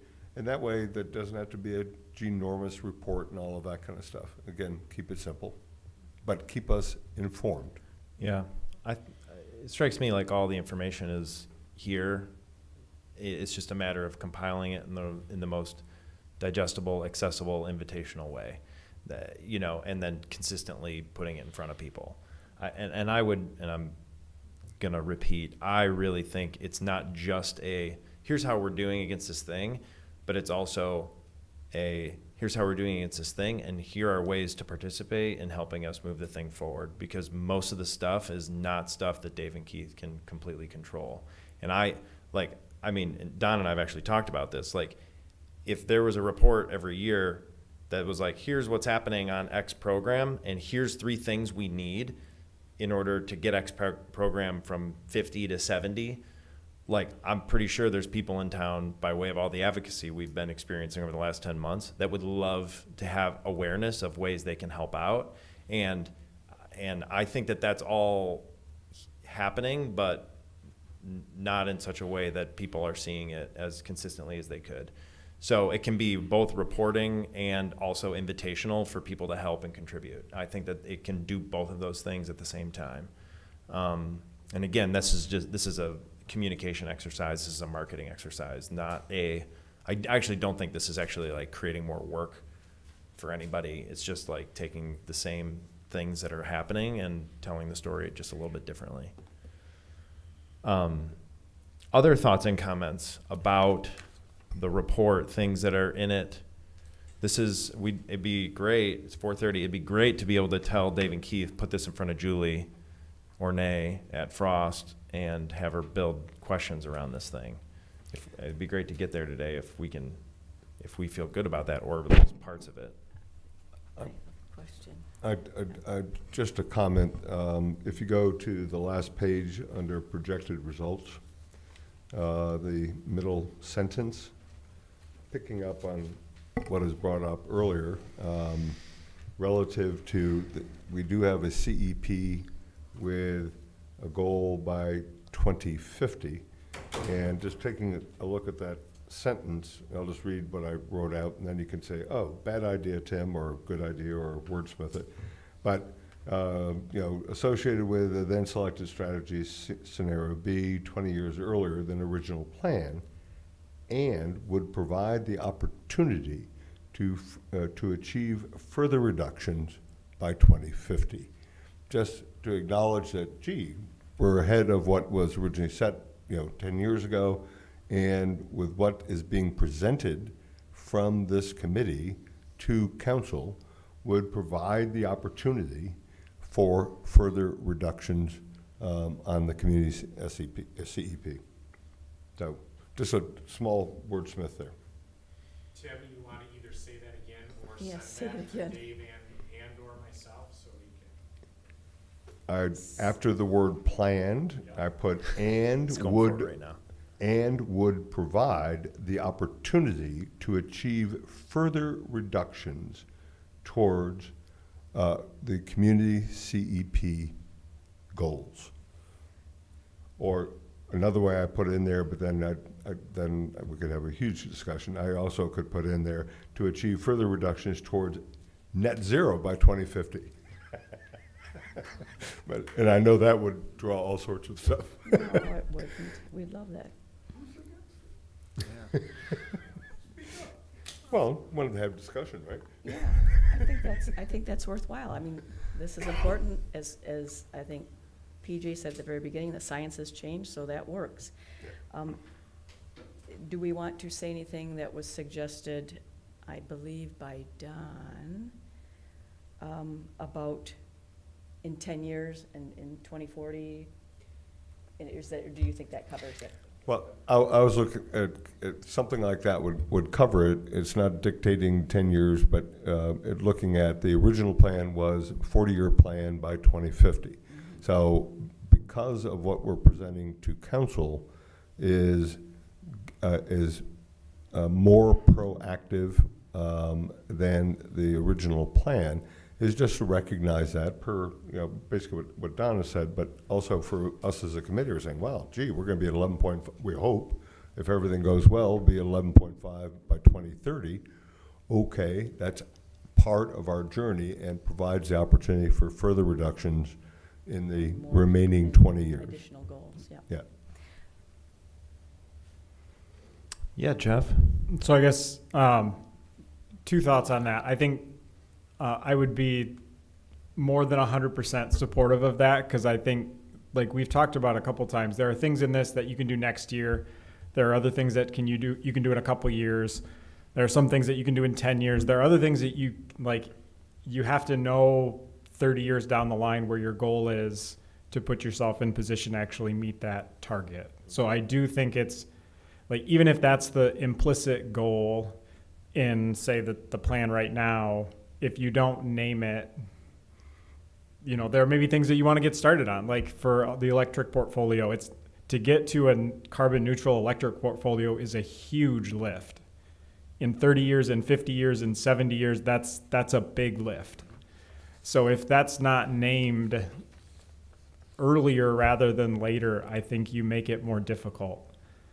So I do think I think it's worth naming that as a goal with a year, so that those like electrification of residential, the residential sector, like if that's the end goal, some of those things that's not an easy task. So I think you want to name that as the end goal earlier rather than coming in 2030 and saying, oh yeah, we should probably, set a goal for 2050. Then you've already lost 10 years where you haven't planned that out.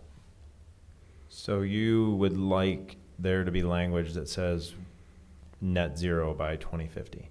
I would love that. That would be my favorite thing. I would No. love that too. Tell would us how be you my really favorite tell us thing. how you really feel, Jeff. Yeah, sorry. Thanks, I Brian. got back up. And Jeff, I also agree. I would support us having that goal specified by that year. I would question, though, creating incremental goals, thinking that the progress might be made in a more linear fashion, when much of what you are so right about is going to depend on innovations and technologies that clearly are unforeseeable today, But the strength of what you're suggesting, I totally support. So I'm not, yeah, I don't want to misspeak. So I'm not suggesting that that's all going to happen in a linear fashion. But I do think, there could be investments that you would make that get you to the 2030 goal that then you just realize you have, $20 million of sunk capital costs in something that, like, if you actually want to get to a net zero goal, well, we should have spent $21 million and that would have set us up to get to net zero, but we spent 20, which got us to our first target, but we missed the end goal. Right, so council has a number of priorities, right? I mean, environment is a priority and energy is a priority, but we have to remember that when if we don't specify, as you mentioned, that technologies will change and make opportunities more available to us to get to that net zero by the 2050. If we don't mention that, there's going to be some assumptions by councils, not just myself or others who replace us, but that somehow we need to be more aggressive and spend that 11 million instead of that 10 million. And maybe that's not, there's other priorities that we come up against. And so I just want to make sure that we while being aggressive, while being proactive in this, we're measured when we do this so we can get to that end goal. And I think there will be some people who will be sitting around the table that will read that and suggest, oh gosh, we have to do it tomorrow. And that's not what we're saying here as an SDT, and we need to make sure we specify that in the document. Yeah, so I totally agree with that, and I think that's, I guess from my perspective, that's why really all of the strategies and stuff that we're presenting really have a much shorter term goal than 2050. And I think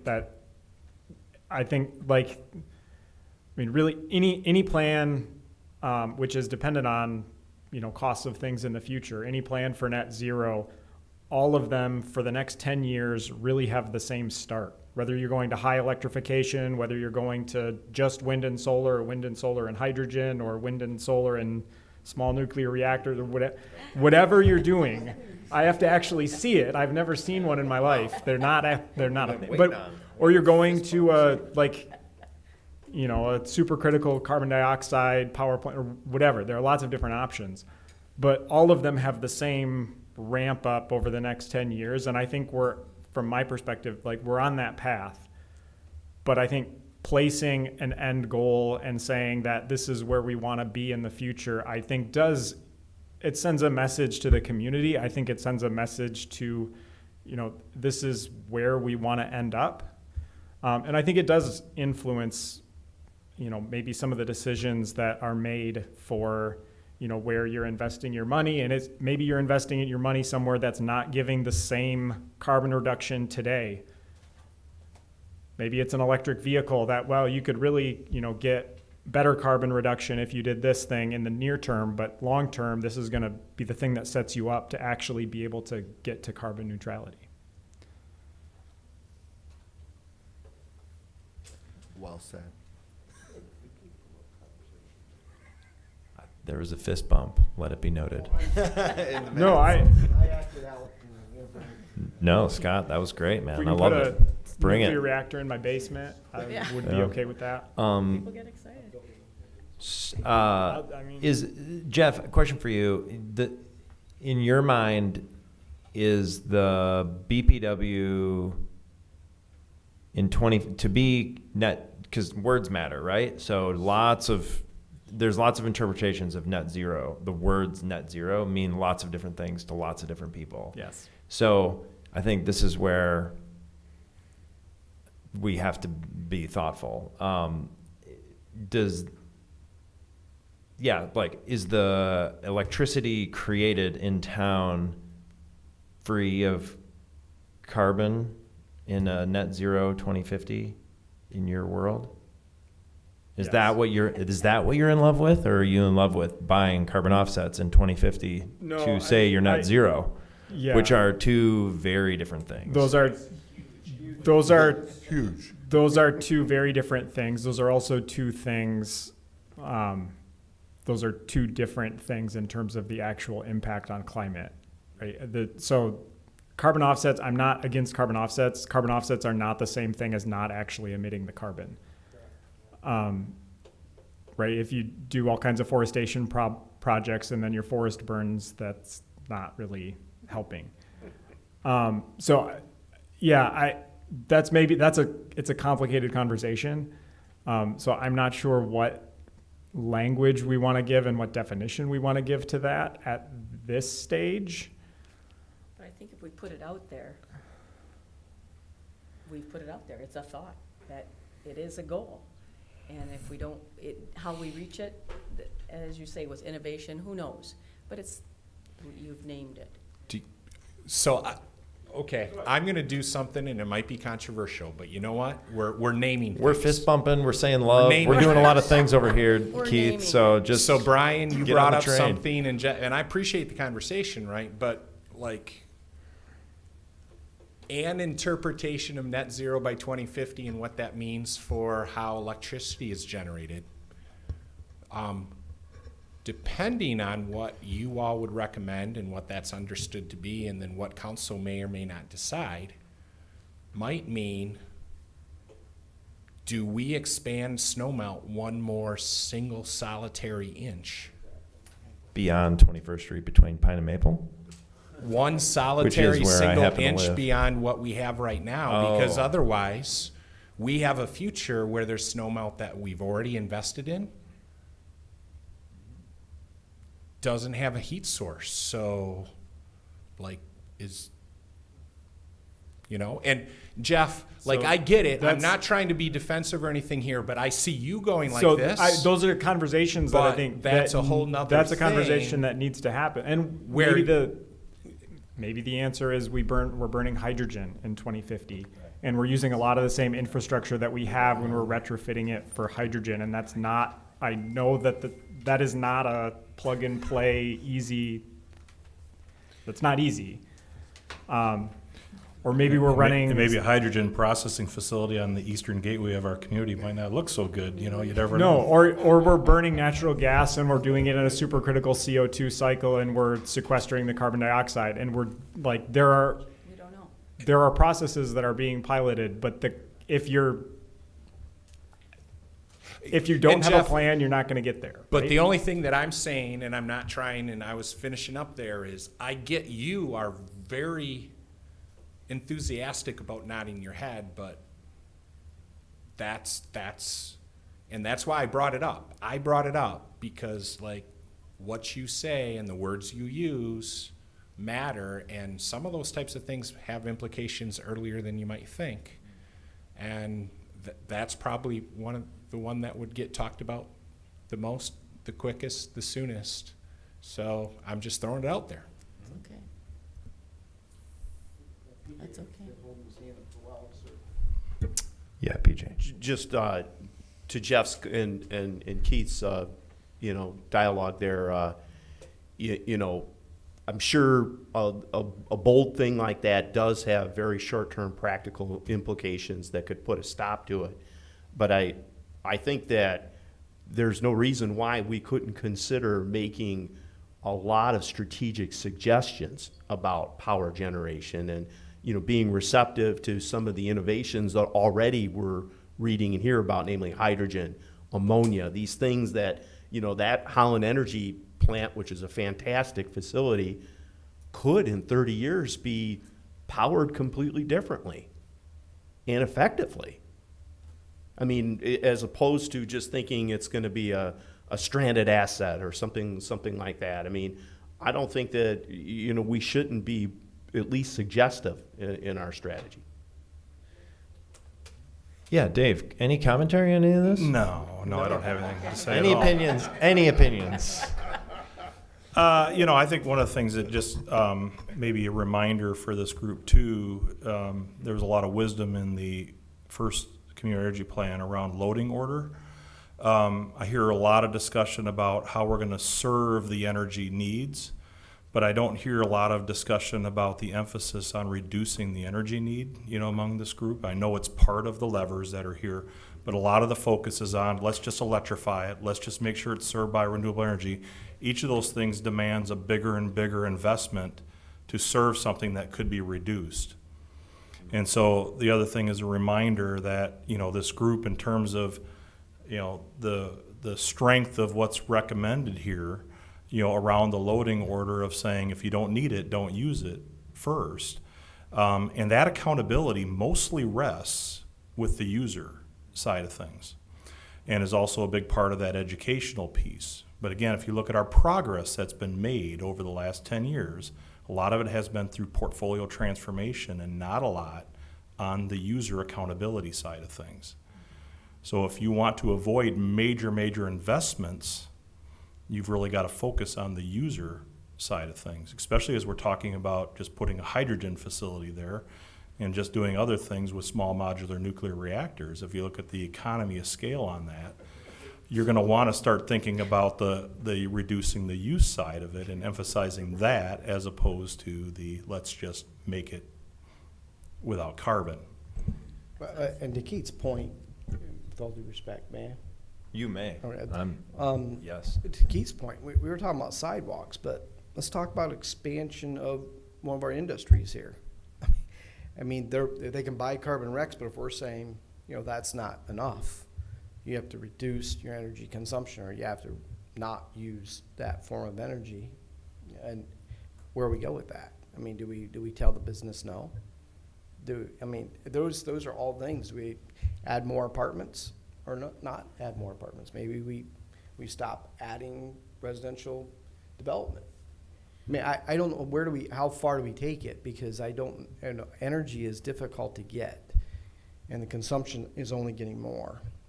So we have to find a way to have balance with this too. So I just want to use some caution as we're writing that narrative that we're thinking about that, because some will hold us to that early in the stages of this strategy. They will hold us to that and say, well, this is what you meant by that. And so words do matter as we're writing this.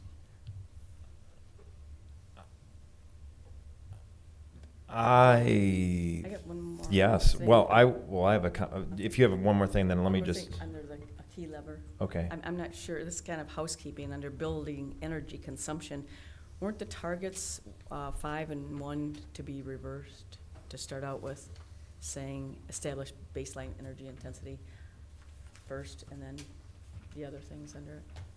And then I wanted to say to Dave's point, that's exactly what this accountability conversation entailed too, is not just the source of energy, but everyone else involved in it. With our accountability and our PR and everything else, people should take that under. It should bubble up from below also. But did we not reverse those? I think you're right, Nikki. I think we did have target 5 in Establish key energy lever. intensity and then blah, blah, blah. Building energy consumption be the number 1. It just made more sense that way, I think. Yeah.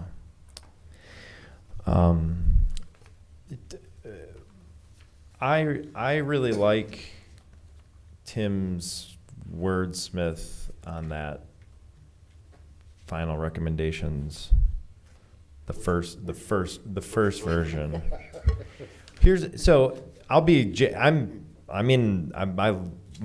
I'm literally in this business of helping companies do this work. And I'm just going to tell you right now, people that talk about net zero by any date out in the future is to get a headline. None of these people have actual plans that hold a candle to what the city already has in motion. So when it comes to actually doing the work, I'm very proud to live here and be associated with this. And the increase in the goals that are outlined in this thing relative to what were there before is something I'm really proud of, and will get us a headline, okay? 70% reduction by 2030 of 05 levels is gonna be, you're gonna have all your marketing just wrapped up in just that one piece. And our job is to look at 3 to 5 year strategies and make recommendations. And we're not, it's council's job to move the big needle in terms of the end goal, one way or the other. So I'm super in favor of Tim's first language around this will give us opportunities to get better. And I think there needs to be a task force underneath the steering committee directly reporting to council or whatever about the ramifications of this conversation around, now, like, I don't want to get pulled into, it is like these companies that are talking about net zero by 2040 or all this stuff, they have no freaking idea how they're going to do it. None. And frankly, the people that are making these goals are going to be retired long before they are not going to have to deal with how to do it. And I'm a huge fan of trying to get there. Like, but I don't want to create a suboptimal situation because it'll get a headline. We're already going to get a headline. I'm not worried about that. I want like real action done and real improvement made. And we're doing a bunch of that, and I'm proud of that. And if we want to recommend to council that they dedicate a group of people to wrestling with the real ramifications of not making, electric power by way of natural gas by 2050 and how that impacts the entire community, then that would be my recommendation. I would be happy to put that in writing and say this needs to be studied and looked at all the angles, and in a year from now some sort of recommendation that's dedicated to this is made to council. But we didn't, so that to me, putting net zero by 2050 is just, it's a pure marketing ploy at this point. And I think we have the marketing upside and we have the best plan in motion, and now we've increased the goals by 20 years. We're doing a ton of good stuff here. So to me, that's where I would be. And I'm one of 7 people up here, so I'm happy to be outvoted. But I just think it's a real sticky wicket for us and I'm not, again, scared of it. I just don't think we've been, we haven't had presentations on snow melt. We've been learning about the energy. We've not been learning about the ramifications of making power with hydrogen versus nuclear versus, you know what I'm saying? Like, I just don't feel equipped to do something like that, knowing it's trying to get a headline so much. And I don't think the people that want that goal are doing it for the headline, but a lot of people that make that goal are doing it for the headline. Tim. Thank you, Mr. Chair. Well, I achieved my short-term goal, and that was to provoke conversation. There was a fist. Did I mention there was a fist bump? Did anyone know that? Where I'm coming from is what I read the first time is where I think we as a community should be, in recognition that, again, we're on a journey. We've made excellent progress to date. There has been and will be considerable changes in technology as we move forward that we can't even today envision, and what their impact will be.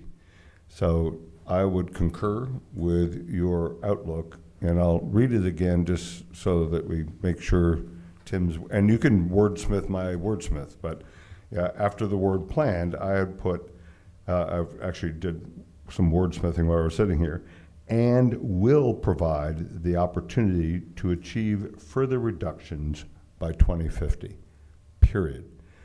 What we want to do is recognize that, again, it's a journey.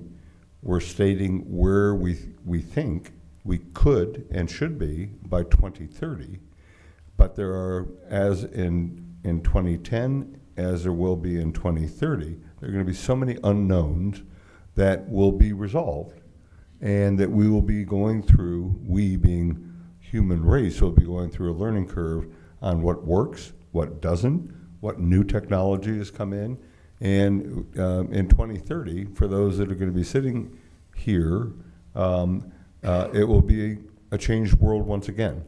Again, it's a journey, and to me, we need to recognize that what we're putting forward here is not the end all, but it is a stepping stone. It is part of that journey, and so that's what I would recommend that we include, or something of similar verbiage Although I see Travis has been writing madly Well, over and here. Tim, to put a finer point on that, this isn't even kicking something to 2030. Right. This, I mean, as it stands right now, if nothing changes, this group meets again in 3 years. Yeah. You know what I'm not Yeah, necessarily, you know, I mean, you guys Right. will all be here, but, Right. but you know what I'm saying? Like, this is not, Yeah. I don't view this at all, like, this is a real topic. I don't mean to be dismissive of it. Yeah. I just feel like it needs more study for that explicit of a language around it. And I don't think that, it could be a year from now when council goes, no, we feel good about net zero by 2050, now that we've had this deeper layer after last year's SDT report. Like, I'm fine with that. Yeah.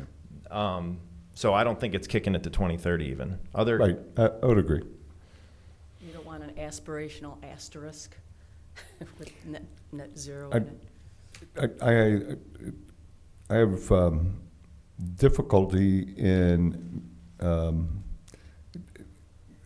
the net zero. I think is ideal for the world.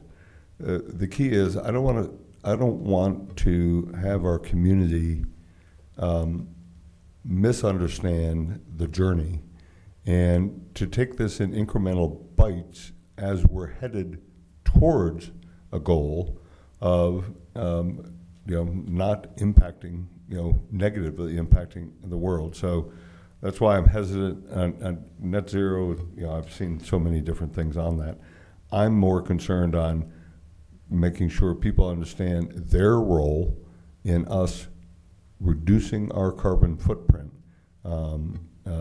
as individuals, companies, and overall as a community. There's free PR and marketing, but. I would for- love sort the of word education. significant added, Tim, right before reductions, just that it's a little louder. I was, before we had this conversation, debating and with myself around statements around 50% per decade. Looking at this decade, I think it equates to more like 30%. So no less than 30%. But after hearing this, I think that trying to put a quantification on it further out, I'm sold.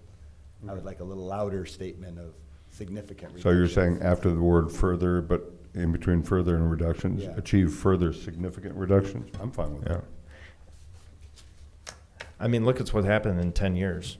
Like, Yeah. we just moved the 40-year Exactly. goal up by 20 years after 10 years. And this is not, we all know that this is, the technology and the innovation in this space is not slowing down. So I think this is, but yeah, to have, to me, I get tripped up on, I know people that don't interpret net zero the same. They don't believe, like, one person says this and another person says that on what net zero means. So that to me is the issue, is it's like the world does not have a common belief of what that means.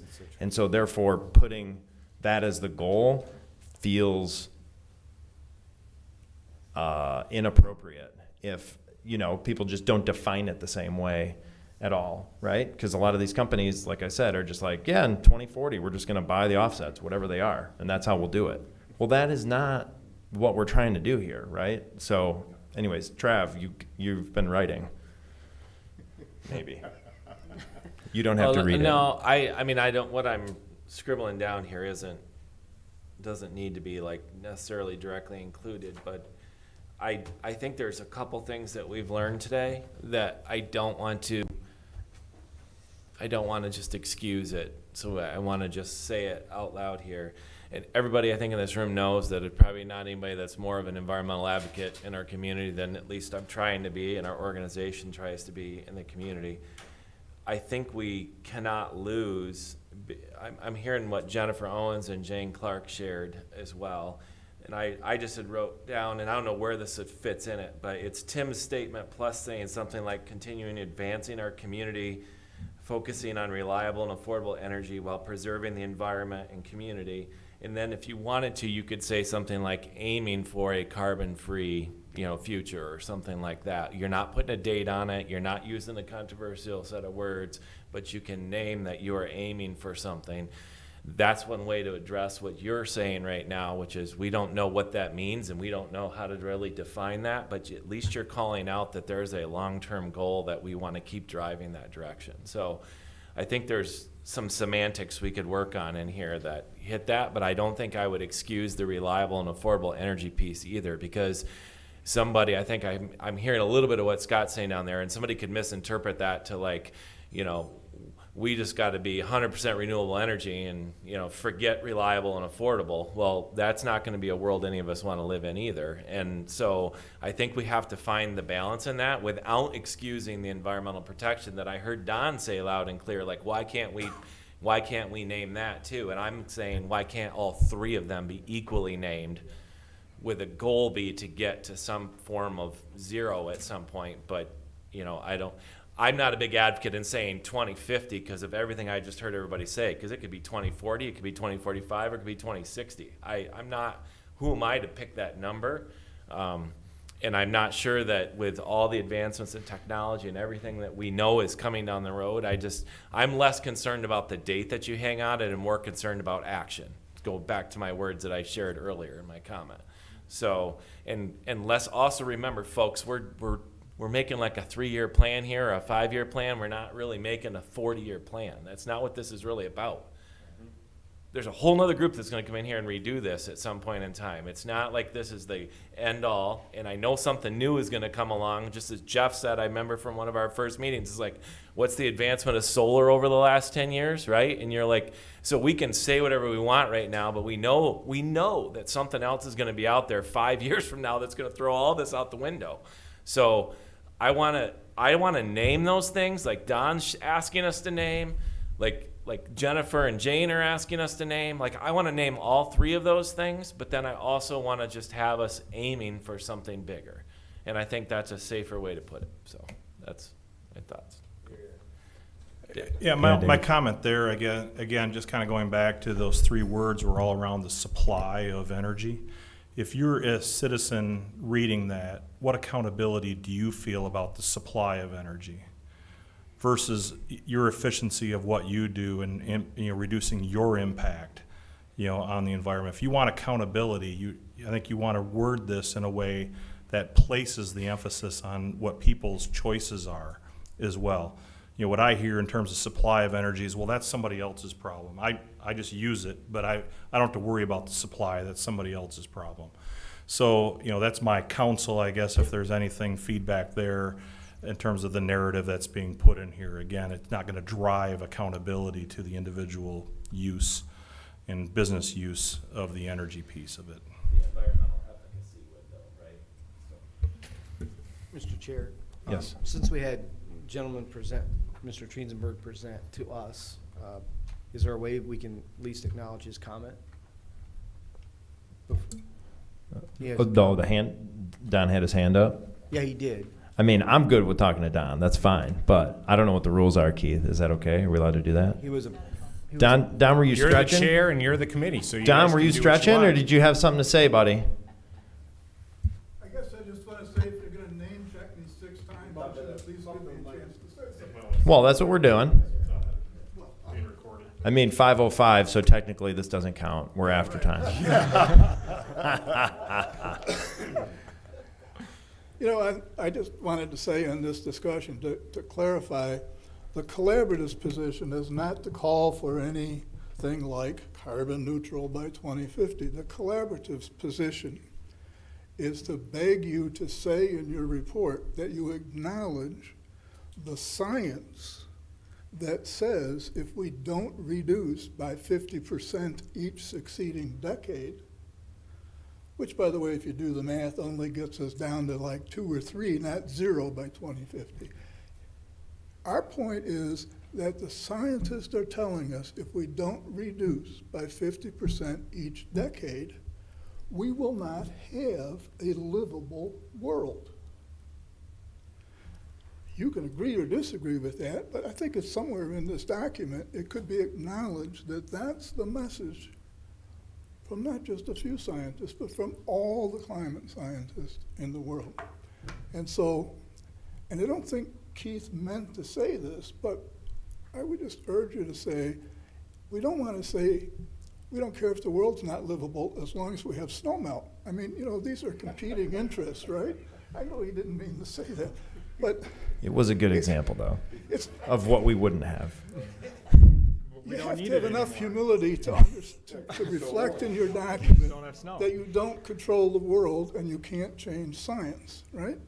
So this is the challenge. So Tim's statement is a great one, but what I would have said it, you know, that gives us a chance to respond to the current science that says if we don't continue to reduce at this kind of rate, we're not going to have a livable world.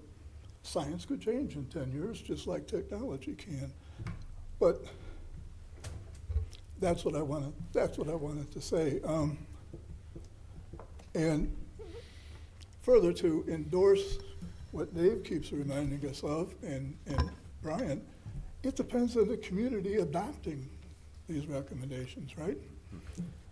And you're talking about the community as if we weren't in the room, you know, or that there aren't people for you to talk to about that. The groups that you could invite to come and talk to you, we're appreciative. You talk to the 2 economic development groups in town were invited, and you kind of ran out of ideas. Well, you know, invite the Boy Scout troop, invite the churches, invite the League of Women Voters, invite Citizens Climate Lobby. I mean, there's lots of, my sense of the community is a lot broader. And you keep talking about us, but by us, I mean people who don't run big businesses or sit on city council. There's a lot of people who would like to talk to you, talk with you. They're the stakeholders of your plan. Thank you. Yeah. Thanks, Don.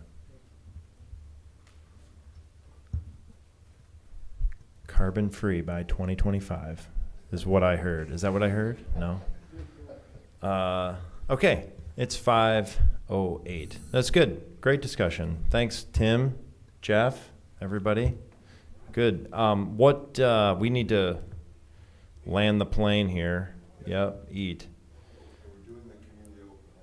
Yes, the community open house, August 2nd, time and location. We're going to do a community open house to hear from the Boy Scouts in particular and the Girl Scouts and the Girl Scouts. No, but that's on the table. I don't know. What are the options? 3 to 5? Do we have to do something different than that? Well, I guess I would throw out 2 things that you guys, one, similar to is the goal, strategy, action steps document far enough along to have the survey done based upon the work that you've done. But also, is that far enough along where you'd want to do an open house that's kind of based on the document that you have? Or do you still want to take more time on that document for Dave and I as your arms to implement those 2, I think, important steps? So August 2, or August 2, you clean up, you kind of say, yep, this is the report is the way you want to do it, and then maybe you bump the open house back to the 16th or not. So that'd be one thing I'd raise. And then 3 to 5 is probably convenient for all of you and for us, and I have enough night meetings in my world, but how much of the public is going to come between 3 and 5? I'm going to have to leave here in a second, but I think the quick answer from me is that 2 weeks from now is too early, that we finish the plan up the next meeting and maybe 2 weeks later you have the open house, which if you're somebody getting signed up to come to an open house or even putting it on your calendar, if it's me, 2 weeks is a pretty narrow window. So that's just my 2 cents. I think something later than just 2 weeks from now, I think would be best. Then you could advertise it, promote it a little bit more, so you get a bigger turnout if that's what we're aiming for, and I'm hoping we are. And then it also gives us the extra couple of weeks to maybe do a little bit more work on it. So. Mr. Co-Chair, I would just supplement that with, number one, I would concur if somebody could wordsmith what we discussed in that paragraph, so that we've got something we can finalize or come to agreement on August 2. but at this stage, set August 16th.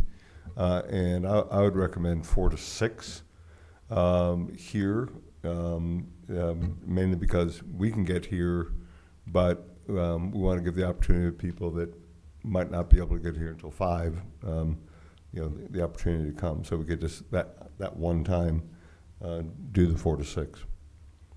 That sound Good. reasonable? Yeah. 4 to 6 a better time? It strikes me as more conducive for people coming after work Yeah, on the 16th. on the 16th. Yeah. And we might be able to talk Keith into bringing snacks. No, I'm just kidding. Yeah, I didn't hear a lot of other people throwing other things on the other levers, like while we were asking for feedback. I didn't see an onslaught of other ideas, so I don't know how far away we are, but so let's do that. Let's wordsmith what Tim and Trav were just saying into that last paragraph, and then recirculate, and then everybody on the second come with any other finer points. We got the community feedback from the groups that we heard from today, so we can take that into account as we try and get to a near final draft on the second. And we can start advertising the 16th between now and then, because we don't necessarily have to have material per se. Jeff? Can we clarify how we want to do can we make changes? Dave sent around a Word doc last time. Can we make changes on that and then submit it to Dave and Keith and then get some compilation of everybody's changes and suggestions in some way, or how do we want to do? We each going to come and then just talk about every point? Because previous times we've had very limited time, given the number of changes and suggestions, to be able to actually make a lot of progress. So we got through targets of stuff in 2 weeks. Yeah. I'm open to suggestions. I feel like we're not going to get, if we try to dig into strategies and some of the more bullet point type aspects, we're not going to get through stuff. The public nature of these meetings throws me for a loop on how to handle this part of it. I don't know what do we want to do? I don't care. We can get a Word version of this out if that helps you make notes on it or your own edits. I think we'd be a little careful not to assume that the rest of the group would, want your edits to be the ones. So we would probably, take that in, and then maybe what we'll do by lever is that we'll, have something that suggests the comments, from individuals by the lever. So you can just take the lever and see what comes in across the board, and then you can come to some consensus on that final edit. Yeah, that's kind of what I was thinking, Dave. I think that sounds like a good idea. Okay. And for the 10th time in 10 months, we're not allowed to do that on a Google Doc in between meetings. No, that's Okay. kind of active deliberation. Dialogue. You guys can't, by 8 of you, have dialogue via email or Google Docs. Yeah.